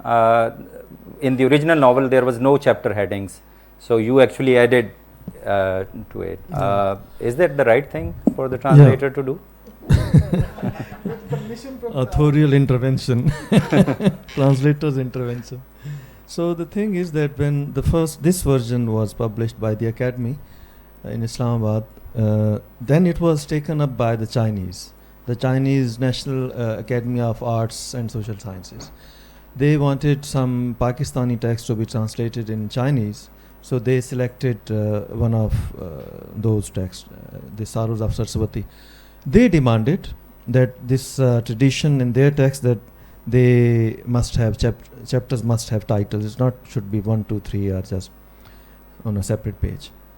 Then I sat down and I made titles of all the chapters, and the titles are quite creative because in this case I was not dependent on Tarar, the original writer, because in the original there are no titles.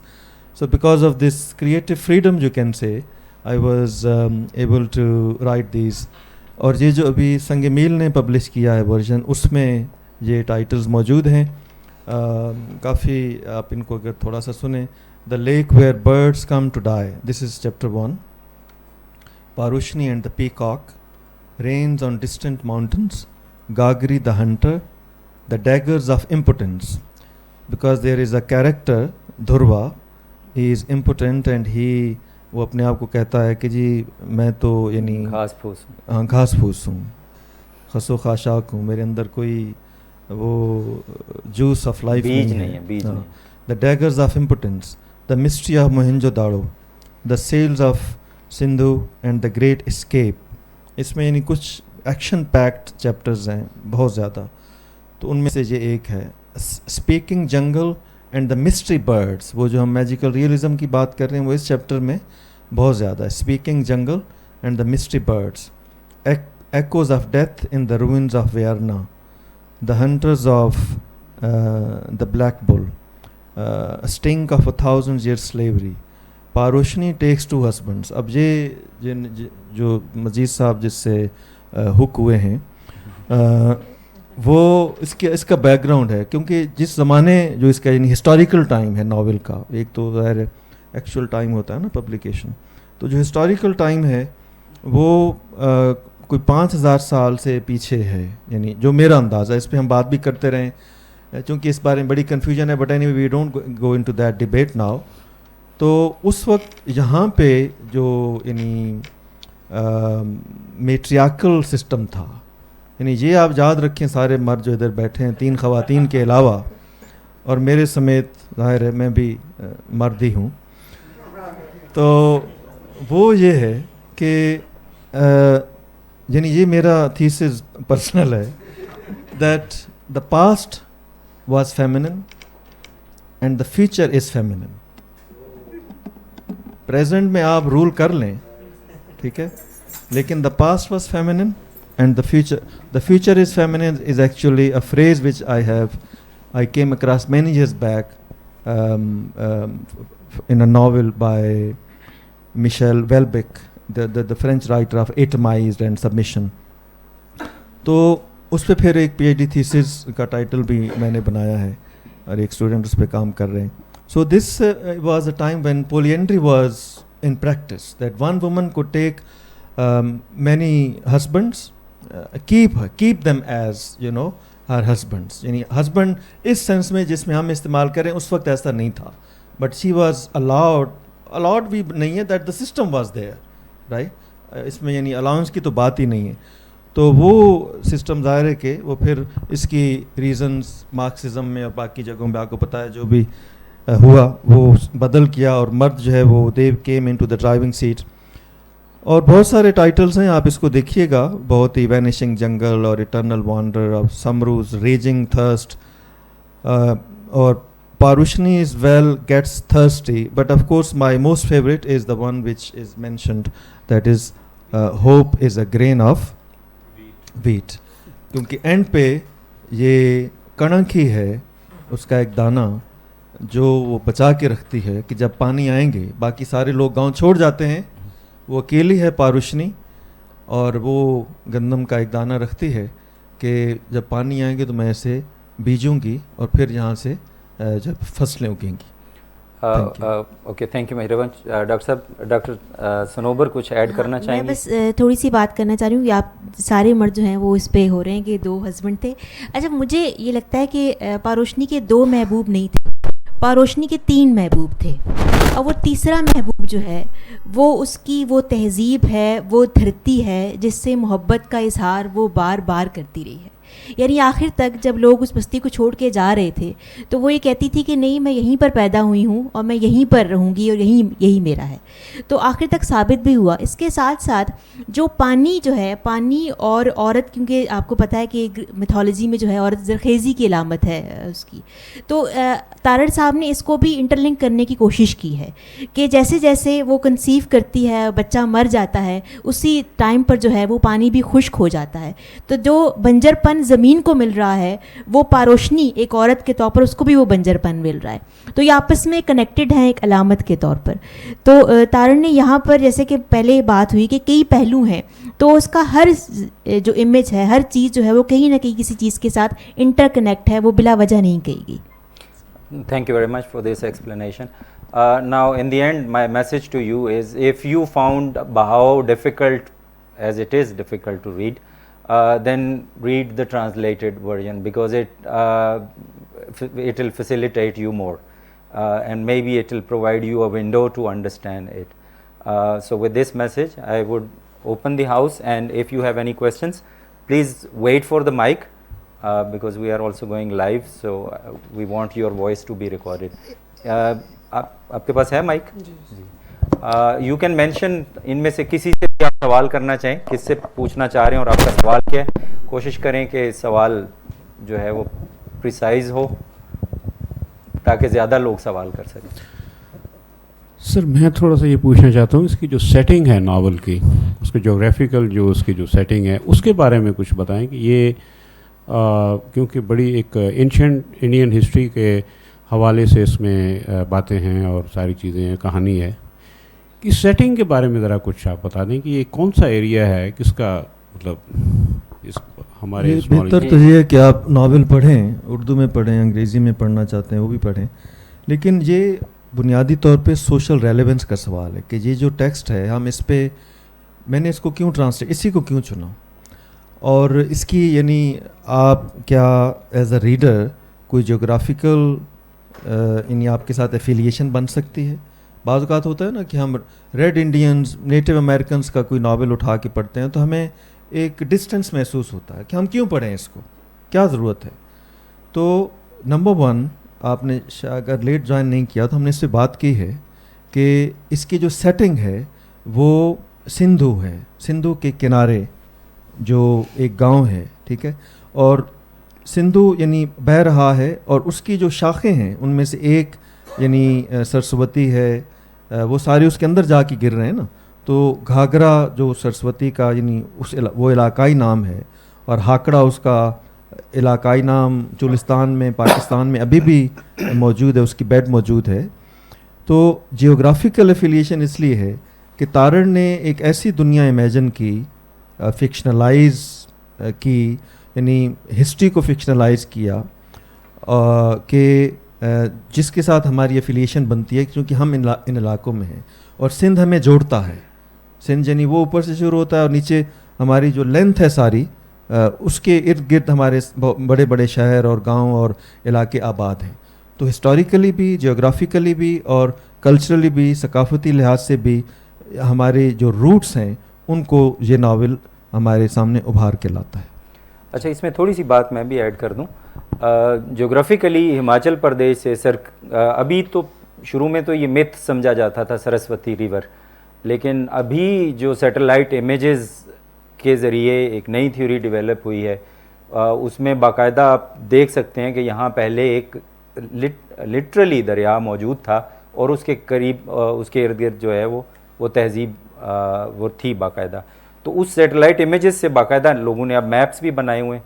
तो Sirmaur Himachal Pradesh India में पहाड़ी है जहाँ से ये दरिया का आगाज़ होता है, और ये हिमाचल प्रदेश से होता हुआ, हरियाणा से होता हुआ, पंजाब से होता हुआ राजस्थान में एंटर होता है.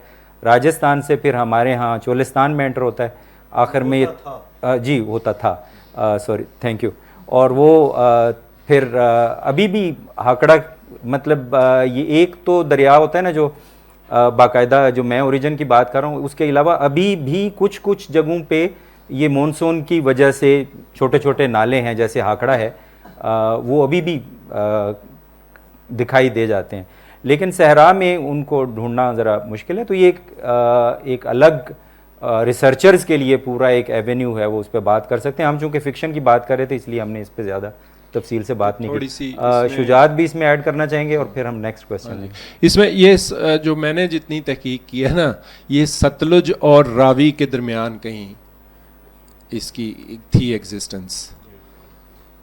لیکن یہ بھی نہ بھولیں کہ اس کا جو ٹائٹل ہم نے بنایا اس میں ایک سب ٹائٹل بھی ہے, دا لاسٹ ریور. یعنی متھ یہ ہے کہ یہ سرسوتی ہزاروں سال تک بہتا رہا اور پھر بالآخر اپنے راستے بدلنے سے نہ صرف اس نے بستیاں اجاڑیں بلکہ یہ خود بھی اجڑ گیا جب یہ چولستان میں کہیں پہ غائب ہو گیا. تو اس لیے اس کو سب ٹائٹل میں دا لاسٹ ریور کہا ہے. جی نیکسٹ کویسچن سر. اپنا سر تعارف بھی کروا دیجیے گا. اس سے پہلے سلیم رسول صاحب نے سوال پوچھا. جی مجھے سر سفیر کا شاگرد ہونے کا اعزاز حاصل ہے.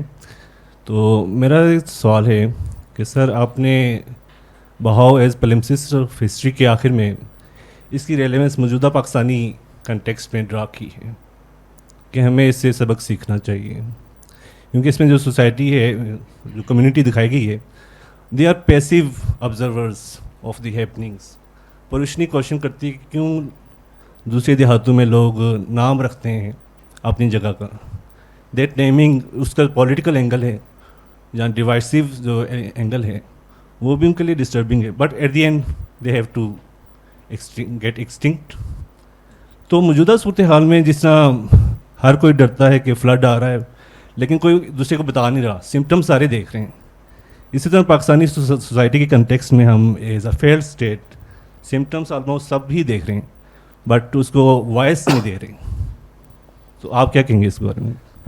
جی یہ تھوڑا یعنی زیادہ سوسیولوجیکل ٹائپ آف اور with tinge of political angle بھی اس میں شامل ہے اس سوال میں.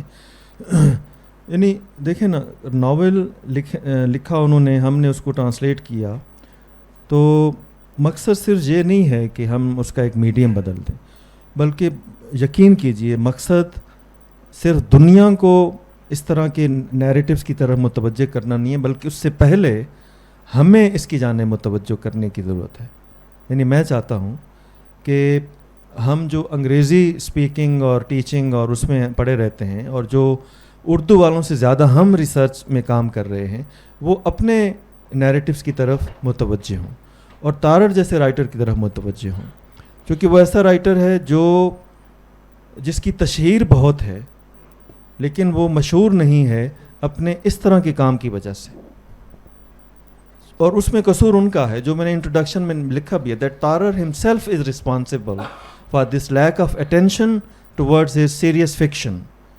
وہ اس کے 5-6 ناولز ہیں, آپ یعنی ان کے ناولز کو پبلک نہیں جانتی. پبلک جانتی ہے جو انہوں نے دیس پردیس لکھا اور انہوں نے کیٹو کہانی لکھی اور باقی سفر نامے. کسی سے پوچھو, ہاں جی وہ جی سفر ناموں کا رائٹر. بٹ یقین کیجئے کہ تارڑ وہ ایسا رائٹر ہے جو پاکستان کو یعنی آئیڈیالوجیکل لیول پہ اور ہمارے ہاں جو کلچرل ایمنیزیا ہے اور ساتھ ساتھ جو تہذیبی نرگسیت ہے اس سے ہمیں جگا سکتا ہے. اس لیے میں اس کی طرف متوجہ ہوا. ٹھیک ہے اور بڑے نام ہیں اور اردو والے شاید ہم سے اختلاف بھی کریں, لیکن مجھے اس بات کا یقین ہے کہ تارڑ سے بڑا رائٹر اردو میں, یعنی اگر اس کی ان 6-7 ناولز کو ابھی جو ان کا روپ بہروپ بھی آ گیا ہے, تو آپ تقریباً 7 ناول ایسے ہو گئے ہیں کہ جنہیں سب سے پہلے تو خود پاکستانیوں میں مشہور کرنے کی ضرورت ہے. باقی دنیا تو بعد میں دیکھے گی نا کہ وہ ہمیں کن کن تبدیلیوں کی جانب وہ ہمیں یعنی الرٹ کر سکتا ہے. اور ایک یعنی فور شیڈوئنگ ہے, فور بورڈنگ ہے اس کے نیریٹیوز میں, اور وہ جس طرح چیلنج کرتا ہے ہر طرح کی اسٹیبلشمنٹ کو, چاہے وہ یعنی ریلیجس اسٹیبلشمنٹس ہیں پاکستان کی, پولیٹیکل اسٹیبلشمنٹ ہے, بیوروکریٹک اسٹیبلشمنٹ ہے, جوڈیشل اسٹیبلشمنٹ ہے, اور ملٹری اسٹیبلشمنٹ تو ہے ہی. یعنی لوگ صرف سمجھتے ہیں کہ شاید ملٹری اسٹیبلشمنٹ کا نہیں, یہ جو یعنی اسٹیبلشڈ آرڈر ہوتا ہے چاہے وہ جوڈیشل ہو, بیوروکریٹک ہو, ملٹری, اس کو اسٹیبلشمنٹ کہا جاتا ہے. تو وہ یعنی جو اسٹیبلشڈ آرڈر ہے ان سب کے طرف سے جو خطرات ہیں اس ملک کی یعنی اس کے وجود کو, ان کی جانب وہ ہمیں متوجہ کرتا ہے, اور اس کے لیے وہ ہمیں یعنی جھنجھوڑتا ہے, جگاتا ہے ان نیریٹیوس کے اندر. تو آپ کی بات ٹھیک ہے کہ وہ جو اس کو میں نے پلیمسسٹ آف ہسٹری کہا ہے, تو اس کی وجہ یہ ہے کہ ہم ایک ایسے رچ ایریا میں رہتے ہیں جس کے اوپر تاریخ جو ہے وہ طے در طے موجود ہے, اور ہر دفعہ اس کے اوپر ایک نئی تاریخ لکھنے کی کوشش ہوتی ہے, جیسا کہ آج کل بھی ہو رہی ہے. Thank you. جی اس پہ میں 1992 میں لکھا گیا تھا, تو ہم واقعی اس کو ری امیجننگ کر رہے ہیں اس وقت. اس پہ تھوڑا سا پازیٹیو یہ ہے کہ ڈاکٹر سنوبر میرا خیال ہے بہاؤ پہ بھی بات کریں گی اور راکھ پہ بھی بات کریں گی.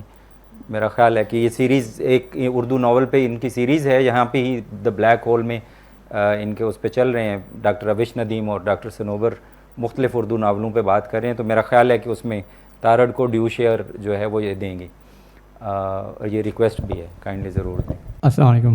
Ansar Gilani, English commentator and presentation trainer along with the founder of Save the Human Race Forum of the Nations.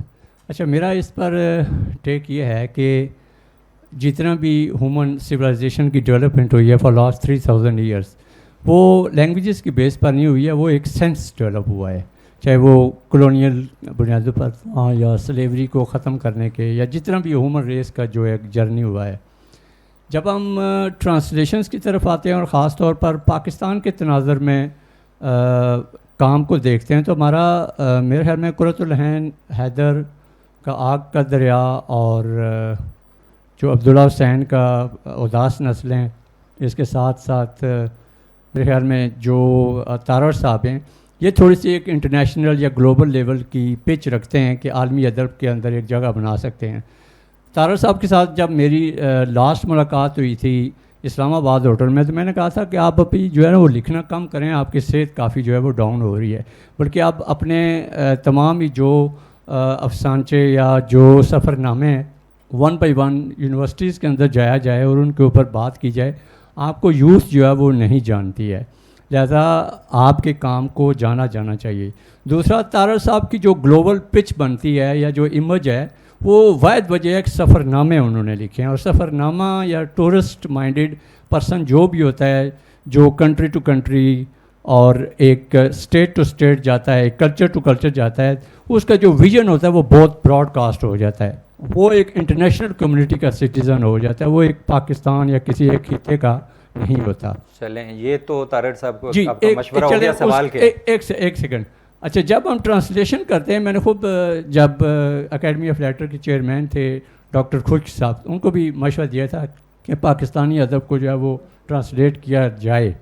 Translate کرنے میں جب آتے ہیں تو ہم یہ دیکھتے ہیں کہ پاکستانی ادب کے اندر سینس نہیں ہے, گلوبل پچ کے اوپر ابھی پیش کیے جانے کے قابل نہیں ہے. چونکہ میں نے انگلش لٹریچر 25 سال پڑھا ہے اور کافی حد تک پڑھایا بھی ہے.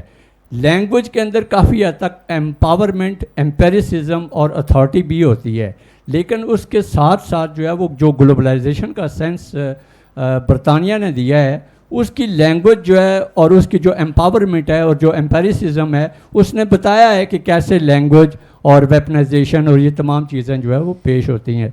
پاکستانی ادب کا جب خاص طور پر تارڑ صاحب کو میں رک جائیں نا, تاکہ ہم اس سے آگے ہم بڑھیں.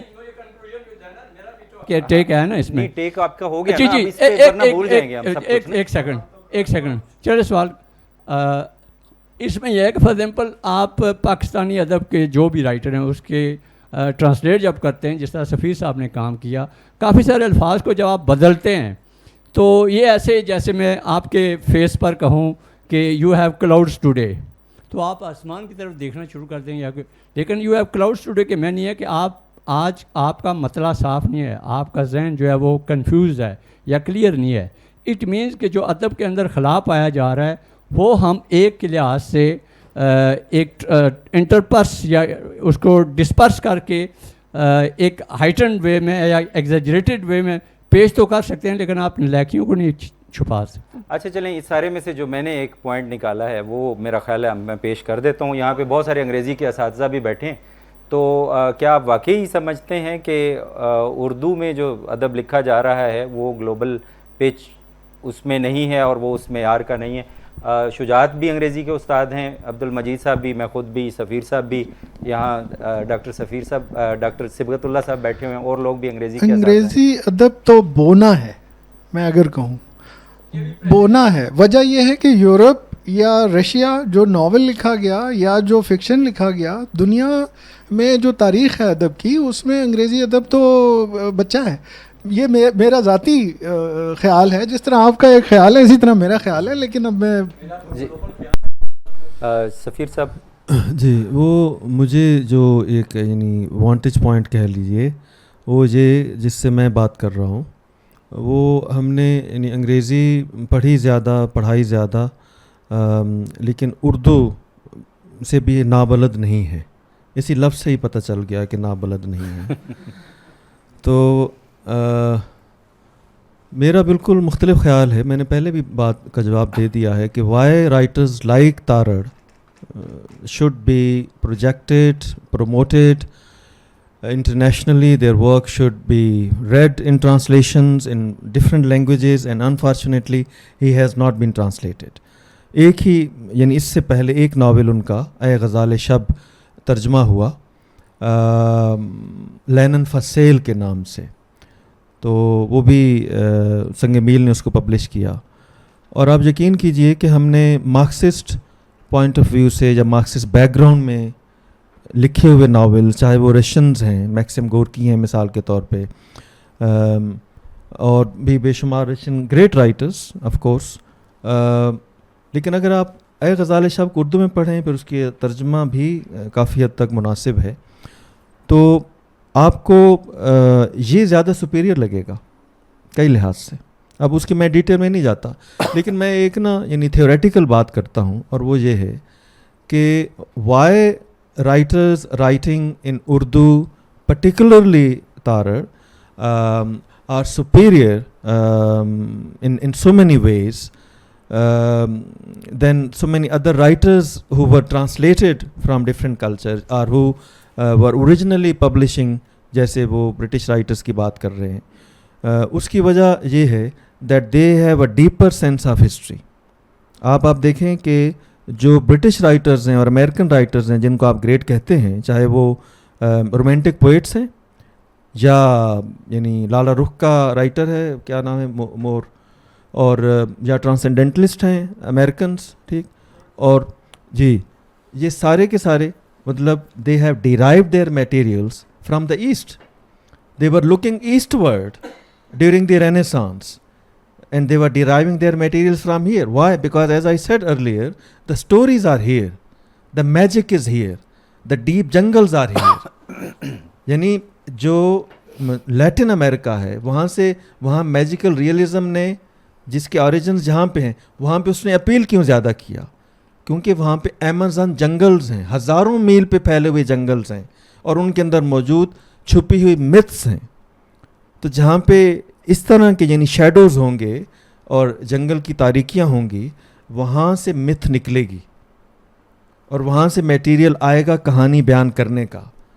तो इसके मुकाबले में आप देख लें कि अगर आप Shakespeare the greatest, the son of SUN of the English literature, उसने मटेरियल्स कहाँ से डिराइव किए हैं? आप पढ़ें ना, फिर क्रिटिकली आप देखें कि उसने सारी उसकी कहानियाँ दीगर ममालिक और दीगर कल्चर से डिराइव की. उसकी अपनी ज़मीन ने तो वो कहानियाँ नहीं पैदा की. तो ये यानी एक थोड़ा डिबेट कंट्रोवर्शियल भी हो सकता है और लंबा भी है, तो इस पर इतनी मज़ीद बात. चलें ठीक है. दूसरा आंसर साहब के कमेंट में एक चीज़ ये थी कि तारड़ साहब जो है वो लिखते रहे तो उन्होंने अपनी मार्केटिंग पे ज़्यादा तवज्जो नहीं दी. आपने भी उनको ज़िम्मेदार ठहराया पॉपुलर ना होने की वजह से.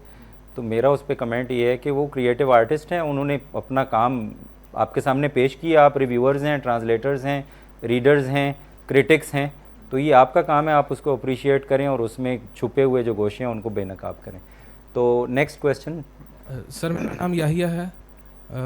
मेरा सवाल सफ़ीर साहब से है, और तारुफ मेरा ये है कि मैं सफ़ीर साहब के स्टूडेंट्स का स्टूडेंट हूँ. अच्छा सर, उस्ताद हुए आप. अच्छा सर, ये फरमाइए कि आपने इसका टाइटल रखा सॉरोज़ ऑफ सरस्वती. मैं इसके टाइटल पर ही बात करना चाहता हूँ कि Y सॉरोज़ of Saraswati, why not songs of Saraswati. क्या इसमें एम्पैथी का आपने क्रिएट करने की कोशिश की है एक एलिमेंट, या इसमें कोई फेमिनिज्म प्रोजेक्शन मुझे थोड़ी सी नज़र आ रही है कोई? چلیں تو تھوڑا سا کائنڈلی تھینک یو. اس کے اوپر کمنٹ کر Lost river دیجیے ہے گا. نا؟ ہاں ایک تو یعنی خطرناک بات یہ ہے کہ جب آپ کے اسٹوڈنٹس کے بھی اسٹوڈنٹس آپ کے سامنے آنا شروع ہو جائیں تو دین یو آر آپ کی فنشڈ. عمر بے نقاب ہو جاتی ہے. جی تو ساروز آف سرسوتی اس لیے ہے کہ ناول کی کا جو سارا ایمبیانس ہے، فضا ہے، اس میں سارو ہے، چونکہ یہ ڈکلائن کا ناول ہے، یعنی declining civilization, declining culture, dying culture. جو سرسوتی یا گھاگرا کے کنارے بستیاں آباد ہیں، یعنی کہانی تو صرف ایک بستی کی ہے، لیکن آخر پہ جب مائگریشن شروع ہوتی ہیں اور وہ آبادیاں وہاں سے نکلنا شروع کرتی ہیں ڈراؤٹ کی وجہ سے اور پانی کی کمی کی وجہ سے، فیمن کی وجہ سے، تو پھر وہ دیگر بستیوں کا بھی اس میں ذکر آتا ہے. تو وہ ساری بستیاں یعنی اس ساروز کی فضا میں اور اس کی گرپ میں ہیں. اور پھر یہ بھی ہے کہ بتدریج وہ خشک ہو رہا ہے ان کی آنکھوں کے سامنے، یعنی ظاہر ہے کہ وہ کئی سال گزر جاتے ہیں جب بتدریج ہر سال بڑے پانی کم ہوتے چلے جاتے ہیں، اور وہ جو یعنی سورس آف لائف ہے وہ ان کی ہاتھوں سے پھسلتا جا رہا ہے. اور پھر اینڈ پہ ظاہر ہے کہ وہ بالکل بستی خالی ہو جاتی ہے. تو اس لیے یہ ساروز ہیں. اور پھر ایک جو لاس آف ریور ہے، تو لاسٹ ریور جو گم ہو گیا ہے صحراؤں میں اور بیابانوں میں، وہ اس وجہ سے اس کو ساروز رکھا گیا ہے. سانگس تو تب ہوتا جب وہ ابھر رہا ہوتا اور وہ ٹھاٹھے مار رہا ہوتا، تو ایسا ہے نہیں. جی اب مجھے غالب کا شعر یاد آ گیا کہ بے صدا ہو جائے گا یہ ساز ہستی. ایک پہلا بلکہ مصرع یہ ہے کہ نغمہ ہے غم کو بھی ہے دل غنیمت جانیے، بے صدا ہو جائے گا یہ ساز ہستی ایک دن. تو آپ اس کو سانگ سمجھ لیں، وہ بھی ویسا ہی ہے. یہ اگر آخری سوال کے طور پہ لے لیں، یا اور لوگ بھی ہیں جو سوال کرنا چاہتے ہیں؟ اچھا چلیں، اس کے بعد آپ آخری سوال آپ کا ہوگا. جی آفتاب صاحب. جی میرا نام آفتاب حیات ہے اور میں تو ہسٹری کا اسٹوڈنٹ ہوں. میں دیکھ رہا تھا شروع میں بات ہوئی تو انڈرسٹینڈ میں نے کیا، سویلائزیشن پہ بات ہوئی، ایگریکلچر پہ بات ہوئی، اور قبل مسیح کی یہ ساری یہ کہانی ہے. تو پھر آپ 47 پر آ گئے، آپ اوان صاحب فرما رہے تھے اور آپ کہہ رہے تھے کہ اب کچھ ڈفرینٹ کر کے بات کی جاتی ہے. میں سمجھ نہیں پایا کہ آپ کیا کہنا چاہ رہے تھے. آپ یہ تو قبل مسیح کی یہ چیزیں، اور یہاں پہ بات کلائمیٹ چینج کی بھی ہوئی، اس میں بہت سارے ٹاپکس ہیں. تو میرا سوال یہ ہے کہ اس میں مین میسج کیا ہے، اور آپ کیا کہنا چاہتے تھے کہ 47 کے بعد کیا کچھ اب نیا بیانیہ ہے اور پہلے کیا تھا؟ ہاں جی بالکل جی. یعنی یہ اس لیے یہ as a novel, as a narrative fiction اس لیے اہم ہے ہماری قومی زندگی میں یہ والا ناول، کہ یہ ان علاقوں کی جو پاکستان بن گئے ہیں، یہ ان علاقوں کی وہ تاریخ فکشنلائز کرتا ہے جو گم ہو گئی ہے یا زبانوں میں کسی حد تک باقی ہے، لیکن ادروائز یا تو گم ہو گئی ہے، یا ہم نے گم کر دی ہے، یا ہم نے اس کے حوالے سے ہم ایک ڈینائل میں ہیں کہ نہیں وہ ہماری نہیں ہے. چونکہ ہم نے ایک کٹ آف ڈیٹ بنا لی ہے کہ 1947 کے بعد ہماری ہسٹری شروع ہوتی ہے، اور باقی سارا کچھ ہم نے انڈیا کے حوالے کر دیا ہے. ہمارے جو آرکیٹیکچر ہے، ہمارے جو بڑے بڑے یعنی رائٹرز ہیں، وہ سب کچھ ہم نے ان کے حوالے کر کے خود ہم یعنی اپنی پہچان جو ہے وہ 47 کی بات شروع کرتے ہیں. تو اس چیز سے بچنے کی اور اپنے اس جو اوریجنز آف آئیڈینٹی ہیں ہمارے ہسٹوریکلی اتنی لانگ ہسٹری ہے، اس کو ریوائیو کرنے کی ضرورت ہے، تاکہ ہم یہ جان سکیں کہ ہم ایک یعنی پرانی قوم ہیں یا قومیں یہاں پہ آباد ہوتی رہی ہیں. اور اس لیے ہمارا جو کلچر ہے وہ بہت ہی رچ ہے، جہاں سے ہم اپنے بہت سارے نیریٹیوز ڈیرائیو کر سکتے ہیں. کیونکہ جو نیشنل ہسٹری ہوتی ہے، یا جو ٹیکسٹ بک ہسٹری ہوتی ہے، یا جو آفیشیل ہسٹری ہوتی ہے، وہ عموماً اسی طرح ہی ہوتی ہے جیسے کہ ہمیں پڑھائی جاتی ہے. تو فکشن کا یہ یعنی ایک کنٹریبیوشن ہے that it revives that history which is deleted or which is whitewashed from the brains of the young people. تو اس پہ جان ایلیا نے کہا تھا کہ ہم نے پچھلے 1000 سال میں تاریخ کے دسترخوان پر حرام خوری کے سوا کچھ نہیں کیا. تو ہمیں اصل تاریخ کی جو روٹس ہیں ہماری, جو کلچرل ہسٹری ہے, اس کو ریوائیو کرنے کی ضرورت ہے. آپ تو وارئرز کی ہسٹری پڑھاتے ہیں, میں چونکہ آپ ہی کے کالج میں ہوتا ہوں, تو یہ وارئرز کی نہیں ہے, یہ لوگوں کی, پیپل کی اور ان کے کلچرل ہسٹری ہے, اور یہ اس حوالے سے میرا خیال ہے زیادہ اوتھینٹک اور زیادہ بہتر ہے. جی یہ ڈاکٹر صاحب آپ ویٹ کریں گے, ان کے بعد آپ کا سوال میں لے لوں گا. آپ کے سوال کو ہم اسکپ نہیں کر سکتے. السلام علیکم سر, مائی نیم از سدرا علی شاہ. فرسٹ آف آل تو تھینک یو آپ سب لوگوں کو کہ اتنا رچ انٹروڈکشن اور اتنا کمپیلنگ کامنٹری دونوں ورژنس پہ, بہاؤ پر بھی اور سوروز آف سرسوتی پہ بھی, اور ہم لوگ آئی ایم شیور کہ بہت سارے لوگ ہم میں سے ضرور اٹھائیں گے دونوں میں سے کوئی نہ ایک ورژن. تو جو میں پوچھنا چاہ رہی تھی چیز وہ ٹرانسلیشن کے حوالے سے ڈاکٹر سفیر سے اور آپ سب لوگوں سے بھی, کہ جب ہم as A English literature student ہم لوگ جب ریسرچ کرتے ہیں ناولس پر, ہمارے پاس ورلڈ لٹریچر ہوتا ہے, ہم رشین لٹریچر پہ کر سکتے ہیں, ہم اسپینش پہ کر سکتے ہیں, اردو لٹریچر پہ ہم اس طرح نہیں کر سکتے, کیونکہ اگر ٹرانسلیشن ہوتی بھی ہے تو کوئی ایک آدھا ورژن ہمیں ملتا ہے, وہ رچ وہاں پر ہے کہ آپ یہ ٹرانسلیشن اٹھا لیں یا وہ اٹھا لیں, وہ چیز نہیں ہوتی. تو کمپیریزنس یعنی ٹرانسلیشنز میں ہوتے ہیں. تو سر میں یہ پوچھنا چاہ رہی تھی کہ جب ہم دو ایک اوریجنل پڑھتے ہیں کوئی بھی تصنیف, اور جب ہم اس کی ٹرانسلیشن پڑھتے ہیں, شوڈنٹ وی ایکسپیکٹ کہ ہمیں دو مختلف ایکسپیرینسز, دو لنگوسٹک ہمیں ایکسپیکٹ کرنا چاہیے کہ انڈیپینڈنٹ ایکسپیرینسز ہوں گے, اور اس کو اگر ہم نیٹو لینگویج پہ ہمیں ہے تو پھر ہم اس کو دونوں سے یہ فائدہ یہ اٹھا سکتے ہیں کہ ہم اپنی رچنس بھی اس میں لے کر آئیں اور اس کو پھر ایز اے ریسرچ اسکالرس. تو کیا ہمیں یہ دو ڈفرینٹ ایکسپیرینسز کو ہی ذہن میں رکھنا چاہیے ٹرانسلیشن پڑھتے ہوئے, کہ it would be essentially a different experience? Yeah, every reader has a different experience. Yeah, so these basically are, that is so for every reading. Yes. Yeah, every reader, a Punjabi reader would read it in one way, the Sindhi reader maybe. I think this novel can have appeal in southern India, because if it has this Dravidian, I mean, who claims to be a Dravidian? Who is the spokesperson for Dravidian cultures? So this novel can have a great appeal there. Yes, that can be very intriguing indeed. صحیح ہے. یہ جو readers experience کی آپ بات کریں نا, یہ تو یعنی every time you approach a text, the same text a new, that is suppose to give you a different you know, so original اور اس کا سوال ہی پھر نہیں رہتا, because they are written in two different medium, therefore they are different in so many ways also. It cannot be, it cannot remain the same. جس طرح یعنی ریڈر بدلے گا تو میننگز بدل جائیں گے, اسی طرح میڈیم بدلے گا تو تب بھی میننگز بدلیں گے, اور وقت کے ساتھ بھی میننگ بدلے گی. کیونکہ اگر ابھی کلائمیٹ چینج کی بات کسی نے کی, تو مے بی جس وقت ٹارر نے ناول لکھا تھا یہ اس وقت اتنا سیریس ایشو نہیں تھا 1992 میں, لیکن اب اس کو ہم کرنٹ جو کنٹمپریری گلوبل سچویشن ہے اس میں ہم اس کی نئی میننگ ڈھونڈ رہے ہیں اور دیکھ رہے ہیں.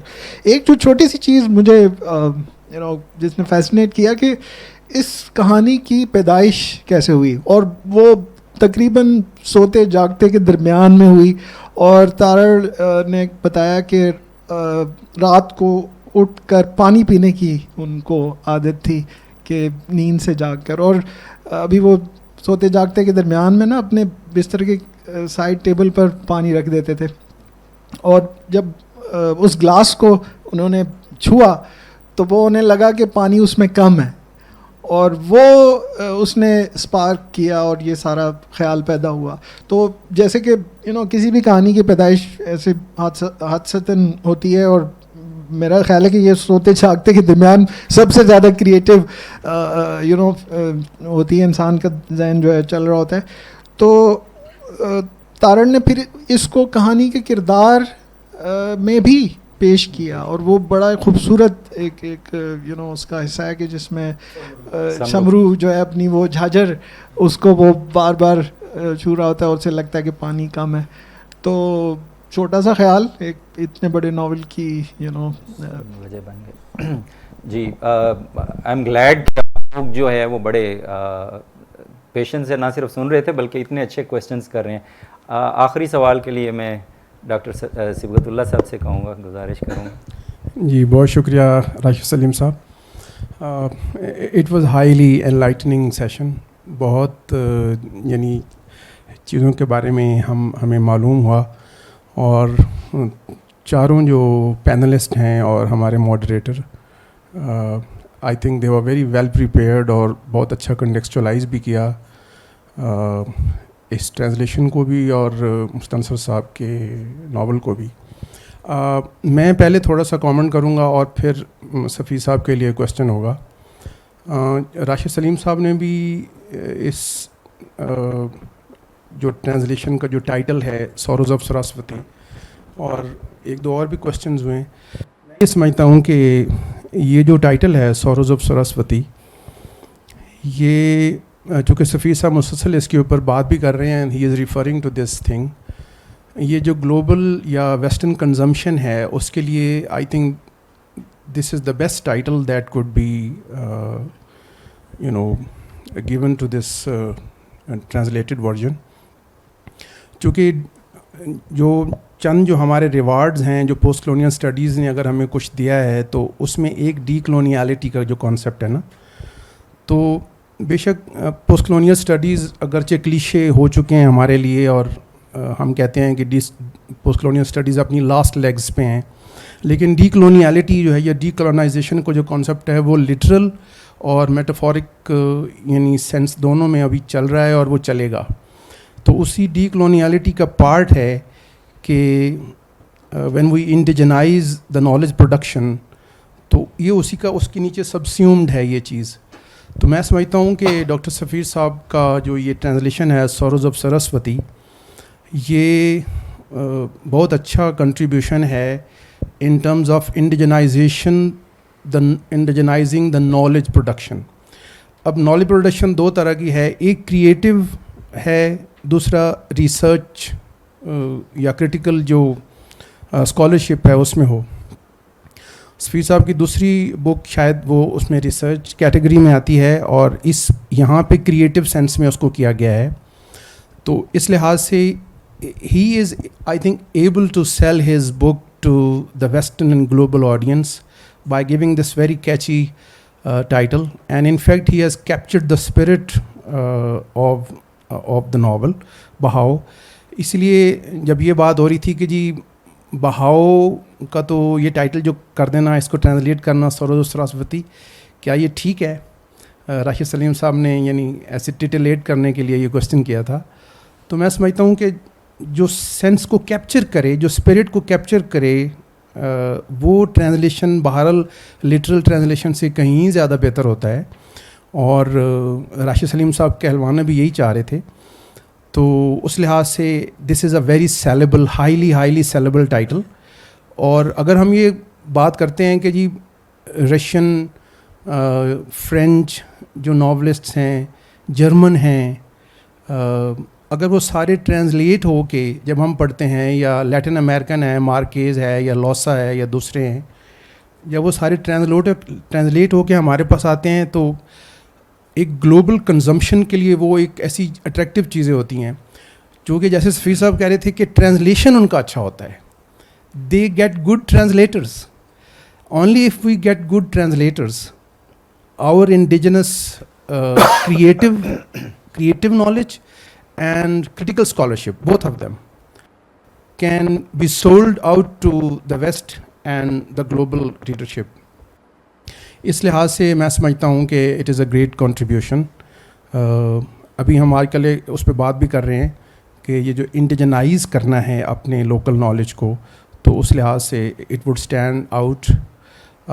میں اسی پہ ڈاکٹر سفیر صاحب سے چاہ رہا ہوں کہ اس پہ وہ بات کریں کہ جو انڈیجنائز کرنا ہوتا ہے نالج پروڈکشن کو, اس کے یعنی دونوں اسپیکٹ سے کہ ہم ان کو سیل کرتے ہیں آڈینس کو, جو گلوبل آڈینس ہے یا ویسٹرن, اور پھر ہم we in fact kind of turn over back on whatever they have got to offer. تو ہم ان دونوں کے درمیان جو ریکنسیلیٹری پوائنٹ ہے وہ کیسے اچیو کرتے ہیں تھرو انڈیجنائزنگ دس تھنگ. جی thank you. Indigenization is the buzzword now. I mean, not only in creative arts and cultural practices, but also even in technology. That certain technologies, I mean, technology is something which is known for its global usage and appeal and all that, but certain technologies are more useful in certain localities and certain geographies only. So indigenization is very important. I mean, it is because we live in a very competitive world where knowledge economy has come to capture everything else. We are driven now by the knowledge economy. If we remain dependent on the West, not only in terms of technology but also in terms of epistemology, अब ये थोड़ा सा मेरे अंदर वो researcher घुस आया है और मैं वो इन टर्म्स में बात शुरू कर दी है. तो बहरहाल यानी बात ये है डॉक्टर सिबगत साहब से बात करते वक्त हमें इसी तरह की ज़ुबान इस्तेमाल करनी चाहिए. तो टेक्नोलॉजी, एपिस्टेमोलॉजी और मेथोडोलॉजी तीनों लिहाज से यानी हमें इंडिजनाइज होने की ज़रूरत है. अगर नहीं होंगे तो आप हमेशा डिपेंडेंट रहेंगे. तो अब देखें, मैं ये मेरी मिसाल बड़ी मशहूर हो गई है among students and teachers and conferences कि मैं हैरी पॉटर और J.K. रोलिंग की मिसाल देता हूँ. मतलब आप कह रहे थे ना गिलानी साहब कि जी वो उनका ज़्यादा वो है, सुपीरियर है या जो भी ख़ास उनकी पिच है. देखिए, वो मैं ये नहीं कहता कि वो फ्रॉडी हैं, वो चालाक और clever, they are clever people because they are selling their language through their technology and their culture and there movies and there novels and everything. ठीक है.